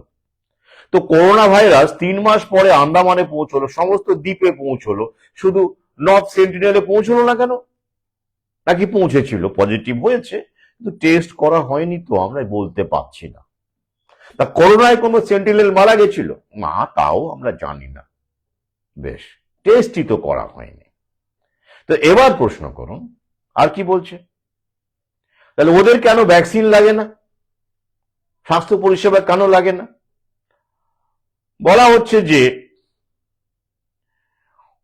ওরা তো বিচ্ছিন্ন, তাই রোগ টোগ ওদের হয় না, আর আমরা তো বিচ্ছিন্ন নই, মানে আমরা এক মেলামেশা করি, এখানে যাই সেখানে যাই, তাই আমরা একে অপরের মধ্যে নাকি সংক্রমণ ঘটাই, তাই রোগ টোগ হয়, ওরা তো কোথাও যায় না, বাসে ট্রামে ওঠে না, ওরা নিজেদের মতো থাকে, তাই নাকি ওদের হয় না। বেশ, তাই আধুনিক অসুখ বিসুখ হয় না। আর এই ভ্যাকসিন ট্যাক্সিন গুলো তো সব এই রোগজনের জন্য দেওয়া হচ্ছে, তাই ওদের যেহেতু এই অসুখ বিসুখ হয় না, তাই ওদের ওই ভ্যাকসিন গুলো লাগে না। সিম্পল যুক্তি, তাই না? ব্যাপারটা কি তাই? আসলে এবার প্রশ্ন করি, আচ্ছা, আমাদের যে ভ্যাকসিন গুলো এখনো দেওয়া হয়, আমাদের যে ভ্যাকসিন গুলো এখনো দেওয়া হয়, মানে যেটা আমাদের সূত্রপাত হয়েছিল গোটা বিশ্বে, সেগুলো কি সবই আধুনিক রোগের জন্য? এই যে আধুনিক রোগজন, মডার্ন ডিজিজ ওদের হয় না, তাই ওদের ভ্যাকসিন দিতে হয় না বলা হয়, ব্যাপারটা কি তাই? তা নয় তো। বেশ, করোনার নয় বুঝলাম আধুনিক ডিজিজ, তার ভ্যাকসিন ওদের দরকার নেই। তবুও প্রশ্ন জাগে, সমস্ত দ্বীপে করোনা ছড়ালো, শুধু সেন্টিনেল দ্বীপে, নর্থ সেন্টিনেল দ্বীপে করোনা ছড়ালো না, রহস্যময় ব্যাপার, তাই না? গোটা তো করোনা গোটা বিশ্বে ছড়িয়ে গেছে, শুধু নর্থ সেন্টিনেল দ্বীপে কেন ছড়ালো না? নাকি টেস্ট করা গেল না বলেই তো পাওয়া গেল না? ওই যে বললাম, নো টেস্ট, কি টেস্ট না করলে করোনা হয় না, তাই হয়নি। কিন্তু আধুনিক রোগ হয় না বলে ভ্যাকসিন লাগে না, এই যে ব্যাপারটা, বা পরীক্ষা নিরীক্ষার দরকার পড়ে না, স্বাস্থ্য পরিষেবার দরকার পড়ে না, এটা কতটা সত্যি? আচ্ছা, আসুন একটু একটু করে এগোই। স্মল পক্স, যেটা গুটি বসন্ত, যাকে বলা হয় ভ্যারিওলা, সেটা কি আধুনিক রোগ? সেটার তো ভ্যাকসিন আমাদের দেশেও দেওয়া হয়েছে এক সময়, তাই জানেন তো, এডওয়ার্ড জেনারের আবিষ্কার স্মল পক্স। ওটা কতদিন আগে পৃথিবীতে প্রথম দেখা যায়, ওদের তথ্য কি বলছে? Smallpox is an ancient disease estimated to be between 3,000 to 10,000 years old. 10,000 বছরের পুরনো রোগ। ইজিপশিয়ান মামিজের মধ্যেও এই এভিডেন্স পাওয়া গেছে বলছে ওরা। তাহলে 3 থেকে 10,000 বছরের পুরনো রোগ, এটা আধুনিক রোগ নয়, তাহলে সেন্টিনেলিসদের তো ওই ভ্যাকসিনটা দেওয়া উচিত ছিল কমপক্ষে। হ্যাঁ, ওরা কত বছর ধরে আছে আন্দামানে? 50 থেকে 60,000 বছর বলা হচ্ছে। তাহলে তো স্মল পক্স কত বছরের? 10,000 বছর আগে পাওয়া গেছে। ইজিপশিয়ান মামিতেও পাওয়া গেছে 3 থেকে 10,000 বছর, ওদের যে তথ্য। তাহলে ওদের কেন ওই ভ্যাকসিনটা দেওয়া হবে না? প্রশ্ন তুলবেন না? হুম, আধুনিক রোগ না হয় দিলেন না, করোনা না হয় দিলেন না, বেশ। ডেঙ্গু তো সাম্প্রতিক রোগ, গ্লোবাল ওয়ার্মিং এর পরে পাওয়া গেছে নাকি? 1940-এর দশকে প্রথম ডেঙ্গু টেঙ্গু এরকমের নাম টাম শোনা যায়, আবিষ্কার টাবিষ্কার হয় ইত্যাদি। যেমন তারপরে ধরুন এই যে নিপা ভাইরাস, প্রথম 1998 সালে পাওয়া গেল মালয়েশিয়াতে, তাই তো? এগুলো না হয় দরকার নেই, ওরা মালয়েশিয়াতে যায়নি, বাদুর টাদুর, ওদের দেশে কি বাদুর টাদুর নেই? সেন্টিনেল যথেষ্ট বাদুর আছে সেন্টিনেল দ্বীপে, তারা ফল টল খায়, নিশ্চয়ই খায় তো, তাদের কি নিপা ছড়ায় কিনা কে জানে বাবা। যাই হোক, নেই, ওদের তো মালয়েশিয়া যায়নি, দরকার নেই, আমাদের দেশেও বিচ্ছিন্ন। কিন্তু স্মল পক্স ভ্যাকসিনটা কিন্তু ওদের দেওয়া উচিত ছিল, ওটা পুরনো রোগ, আর ওরাও পুরনো মানুষ, ওটা দেয়নি, দিব্যি ওরা আছে, তাহলে স্মল পক্সে তারা উজাড় হয়ে গেল না, মানে গুটি বসন্তে সেন্টিনেলরা উজাড় হয়ে গেল না। বেশ, আর গুটি বসন্ত বহু দ্বীপেই দেখা গেছে, তাহলে মানে তথ্য তাই বলছে, কিন্তু নর্থ সেন্টিনেলে হলো না, তাহলে গেল। এবার আসুন আর কি কি রোগের ভ্যাকসিন দেওয়া হয় এখন। ম্যালেরিয়া, বিল গেটস বানিয়ে ফেলেছে ম্যালেরিয়া, এখন আফ্রিকাতে দেওয়া হচ্ছে, ঘানাতে ম্যালেরিয়া ভ্যাকসিন দেওয়া হচ্ছে। কত বছরের পুরনো? ওদের তথ্য বলছে 5,500 থেকে 10,000 বছরের পুরনো হচ্ছে ম্যালেরিয়া। আলেকজান্ডার দ্য গ্রেটেরও ম্যালেরিয়ায় মৃত্যু হয়েছিল বলে তথ্য বলছে। ব্যাবিলনে তিনি মারা যান 12 থেকে ভারতে থাকাকালীন তাকে মশা টশা কামড়ে থাকবে, এবং তিনি ফেরার পথে ব্যাবিলনে তার মৃত্যু হয়। তাহলে ম্যালেরিয়া তো ছিলই, খ্রিস্টপূর্বাব্দ থেকে পাওয়া গেছে, তাই তো? তাহলে ম্যালেরিয়া ভ্যাকসিনটাও সেন্টিনেলদের দেওয়া উচিত বলে আমার মনে হচ্ছে, তাই তো? ওটা তো আধুনিক রোগ নয়, তাহলে ম্যালেরিয়াতে ওখানে তো মশা নেই? সেন্টিনেল দ্বীপে কি মশা টশা নেই নাকি? ওখানে কি অ্যানোফিলিস নেই? তাহলে ওখানে অ্যানোফিলিস মশা থাকবেই, না থাকার কিছু নেই। ওখানে কি ডেঙ্গুর মশা এডিস ইজিপ্টি নেই? আলবাত আছে, জঙ্গল বলে কথা, সেখানে মশা থাকবে না? তো তাদের ম্যালেরিয়া ভ্যাকসিনটা কেন বিল গেটস দিচ্ছেন না, আমাদের সরকার কেন দিচ্ছেন না ভাই? এগুলো তো আধুনিক রোগ নয় যে আমাদের সংস্পর্শেই হবে, ওটা তো মশা থেকে হয় ম্যালেরিয়া, ওটা তো মানুষে মানুষে আহ, মেলামেশা করলে, ইন্টারাকশন করলে ছড়ায় এমন নয়, মশা থেকে হয়। তাহলে মশা যেহেতু সেন্টিনেল দ্বীপে আছে, তাহলে সেহেতু তো তাদেরও ম্যালেরিয়া ভ্যাকসিনটা দেওয়া উচিত ছিল, দেওয়া হচ্ছে না কেন? এবং তারা ম্যালেরিয়ায় উজাড় হয়ে কেন যাচ্ছে না, মরে যাচ্ছে না কেন সেন্টিনেলরা? মারাত্মক সব ম্যালিগনেন্ট ম্যালেরিয়া হচ্ছে না কেন? হ্যাঁ, কি মুশকিল। ইমিউন সিস্টেমটা বুঝতে হবে, এই কারণে প্রকৃতির ইমিউন সিস্টেম, ওরা কিন্তু সেই দিক থেকে শক্তিশালী বলে ওদের কিচ্ছু লাগে না। তো আসুন আরেকটা রোগ, এটা গেলে ম্যালেরিয়া। টিটেনাস, এটা এখনো দেওয়া হয়, গর্ভবতী মাকে দেওয়া হয়, জন্মানোর পরে শিশুকেও দেওয়া হয়। টিটেনাস প্রথম কোন সালে আমরা পাই? মোটামুটি দেখা যাচ্ছে যে 5th সেঞ্চুরি বিসিই, মানে খ্রিস্টপূর্ব 5ম শতাব্দীতে, খ্রিস্টপূর্ব, পুরনো রোগ, ধনুষ্টঙ্কার, তাই তো? যেটা 1889 খ্রিস্টাব্দে প্রথম আইসোলেট করা হয়। তাহলে ওইটাও পুরনো রোগ,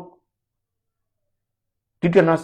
তাহলে ওই ভ্যাকসিনটা কেন দেওয়া হয় না সেন্টিনেলিসদের? ওদের কি কেটে ছেড়ে যায় না? জঙ্গলে থাকে তো, কেটে ছড়ে যায় না? অবশ্যই যায়। তো তারা কি করে তখন? ভ্যাকসিন ছাড়া, টিটেনাস ভ্যাকসিন ছাড়া দিব্যি টিকে আছে, বিলুপ্ত হয়ে যায়নি এখনো। হ্যাঁ, হ্যাঁ, এটা তো গেল টিটেনাস। আর কি রোগ পুরনো রোগ যেগুলো দেওয়া উচিত? মিজলস, হাম। আমাদেরও দেওয়া হতো না, আমরা ছোটবেলায় আমাদের হামটাম হয়েছে, আমাদের ইমিউন সিস্টেম শক্তিশালী। এ নিয়ে আমার লেখা আছে, রিসার্চ আছে, যে হাম বা মিজলস কিভাবে আমাদের ইমিউনিটিকে আসলে বুস্ট করে। ওটা প্রকৃতির একটা মেকানিজম। আর যেই আপনি হামটা চেপে দেবেন ভ্যাকসিন নিয়ে, আপনার বাচ্চার অসংখ্য রোগ দেখা দেবে বিভিন্ন রকমের। তার মধ্যে একটা হলো অটিজম, তাই তো? অটিজম, হামে কত কত শিশু মরতো পৃথিবীতে। হামে যদি মরতো শিশু, তাহলে আমরা বেঁচেই থাকতাম না, তাই না? তো আপনি এবার আপনারা ভাববেন শিশুকে হাম ভ্যাকসিন মানে এমআর ভ্যাকসিন বা এমএমআর ভ্যাকসিন দেওয়ার আগে ভাববেন যে অটিজম ভালো না হাম হওয়া ভালো? অটিজম ভালো আর হাম হওয়া ভালো, না হাঁপানি হওয়া ভালো, অ্যাজমা হওয়া ভালো? চাইল্ডহুড অ্যাজমা ব্যাপক হারে বাড়ছে গোটা বিশ্ব জুড়ে, নাকি চরম অ্যালার্জিক সিচুয়েশন হওয়া ভালো? হাম হওয়া ভালো না এসব হওয়া ভালো? এসব ভাববেন, ভেবে চিন্তে সিদ্ধান্ত নেবেন। তো ওদের লাগছে না, তার মানে সেন্টিনেলিজের বাচ্চা কাচ্চাদের, মানে এই রোগটা তো পুরনো রোগ, 2500 বছর আগে বলা হচ্ছে, মানে মিজলস। তো সেটা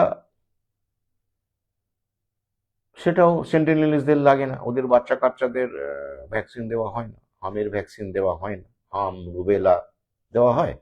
দেওয়া হয় না। বেশ, উচিত ছিল বলুন। আচ্ছা, আর কি আছে? ডিপথেরিয়া, ওই যে ওটাও দেওয়া হয়, জানেন না? ওরে বাবা, ট্রিপল অ্যান্টিজেনের মধ্যে পড়ে ডিপথেরিয়া। বেশ, কত সাল? এটাও 5th সেঞ্চুরি বিসি, 2500 বছর ধরে আছে। তাহলে সেন্টিনেলিজদের ওটা লাগে না। তো বিড়াল কি ওখানে নেই? কে জানে, বিড়াল থেকে নাকি ডিপথেরিয়া হয়। আমি আমার জীবনে কোনো ডিপথেরিয়া রোগী দেখিনি। আপনারা কটা দেখে থাকবেন, এবং তার জন্য বাচ্চা কাচ্চাদের শরীরে অ্যালুমিনিয়াম যুক্ত, পারদ যুক্ত, জানেন তো ভ্যাকসিনে কি কি থাকে টোটাল তালিকা অমৃতস্বপত্র দ্বিতীয় খণ্ডে রয়েছে, পড়ুন, জানুন কি কি থাকে ভ্যাকসিনে, তথ্য সহ উল্লেখ আছে। তো যাই হোক, গেল। তাহলে এই যে গেল এটা মিজলস। ইনফ্লুয়েঞ্জা, ফ্লু ভ্যাকসিন আমাদের দেশেও অনেকে এখন নিচ্ছেন, ফ্লু ভ্যাকসিন নিচ্ছেন। আমেরিকাতে তো অনেক আগেই থেকেই চালু হয়ে গেছে, তবে এখন আমেরিকানরা আর নিচ্ছে না ফ্লু ভ্যাকসিন। সাম্প্রতিক যে দেখা যাচ্ছে এই শীতে মাত্র 22% আমেরিকান, 20 থেকে 22% আমেরিকান ফ্লু ভ্যাকসিন নিয়েছেন, যেটা করোনার আগে 80% আমেরিকান নিতেন, সেটা এখন 20-22% নেমে গেছে।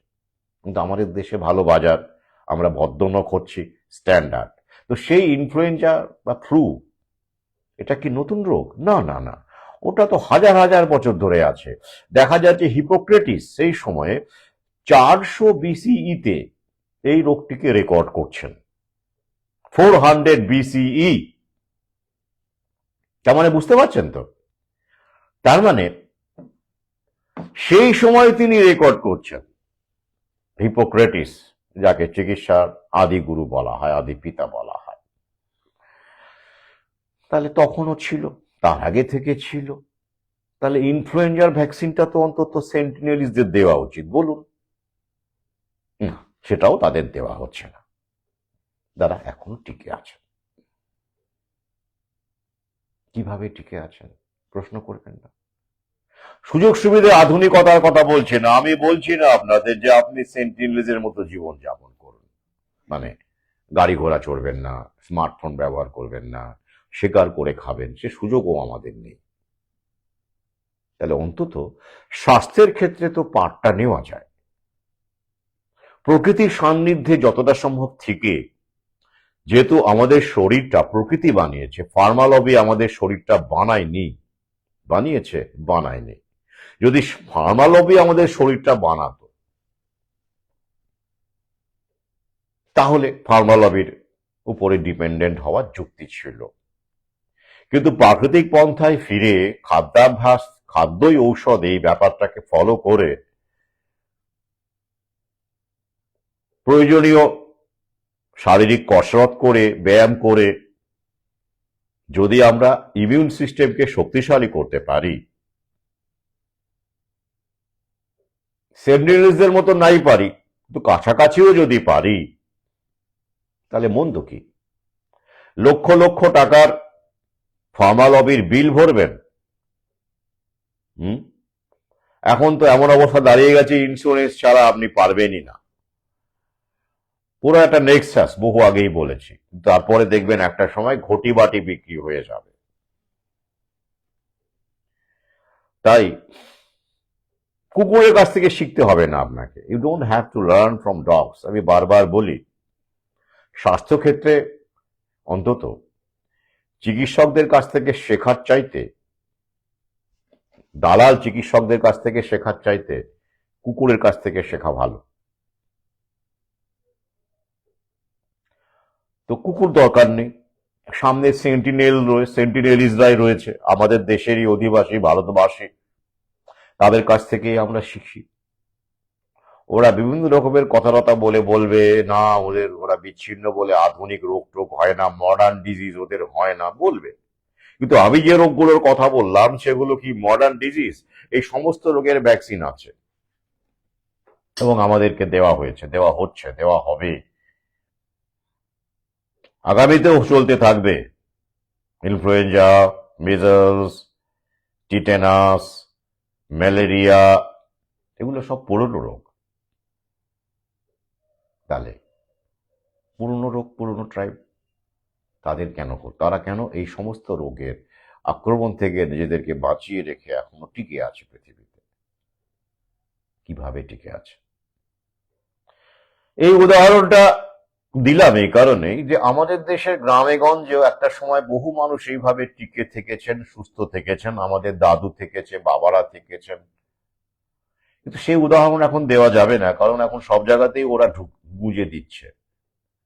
করোনা এসে আরো বেশি করে ওরা গোটা বিশ্বে গুজে দিয়েছে। তাই এরকম কোনো দেশের প্রত্যন্ত অঞ্চলও এখন পাওয়া যাবে না, ব্যতিক্রম গুটি কয় বাদ দিয়ে হয়তো পাওয়া যাবে গোবলয়ে, যেখানে ভ্যাকসিন ঢোকেনি, যেখানে আশাকর্মীর মতো স্বাস্থ্যকর্মী ঢোকেনি, যেখানে স্বাস্থ্য পরিষেবার নাম করে ফার্মা লবির মুনাফাবাজি ঢোকেনি।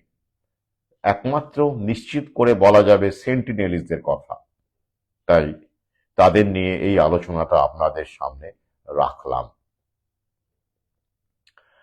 পরিশেষে এইটুকু বলবো, যারা গ্রুপকে সমৃদ্ধ করতে চান তারা ইতিমধ্যেই আমাকে জানিয়েছেন। যেহেতু গ্রুপে ভিডিও করা যাচ্ছে না বলে আমি গ্রুপের বার্তাটা এখানেই দিলাম। পাশাপাশি যারা কুরিয়ারে বই সংগ্রহ করতে চাইছেন না, কারণ কাছাকাছি থাকেন, দরকার নেই, তাদের বলেছি কোনো দরকার নেই কুরিয়ারে বই নেওয়ার। আমাদের পাশে থাকুন, কলেজ স্ট্রিট থেকে বই সংগ্রহ করুন। অ্যালাইড বুকস কফি হাউসের সঙ্গে লাগানো কলেজ স্ট্রিট কফি হাউস, সেখানে আমার সাম্প্রতিক বইপত্রগুলো পাবেন।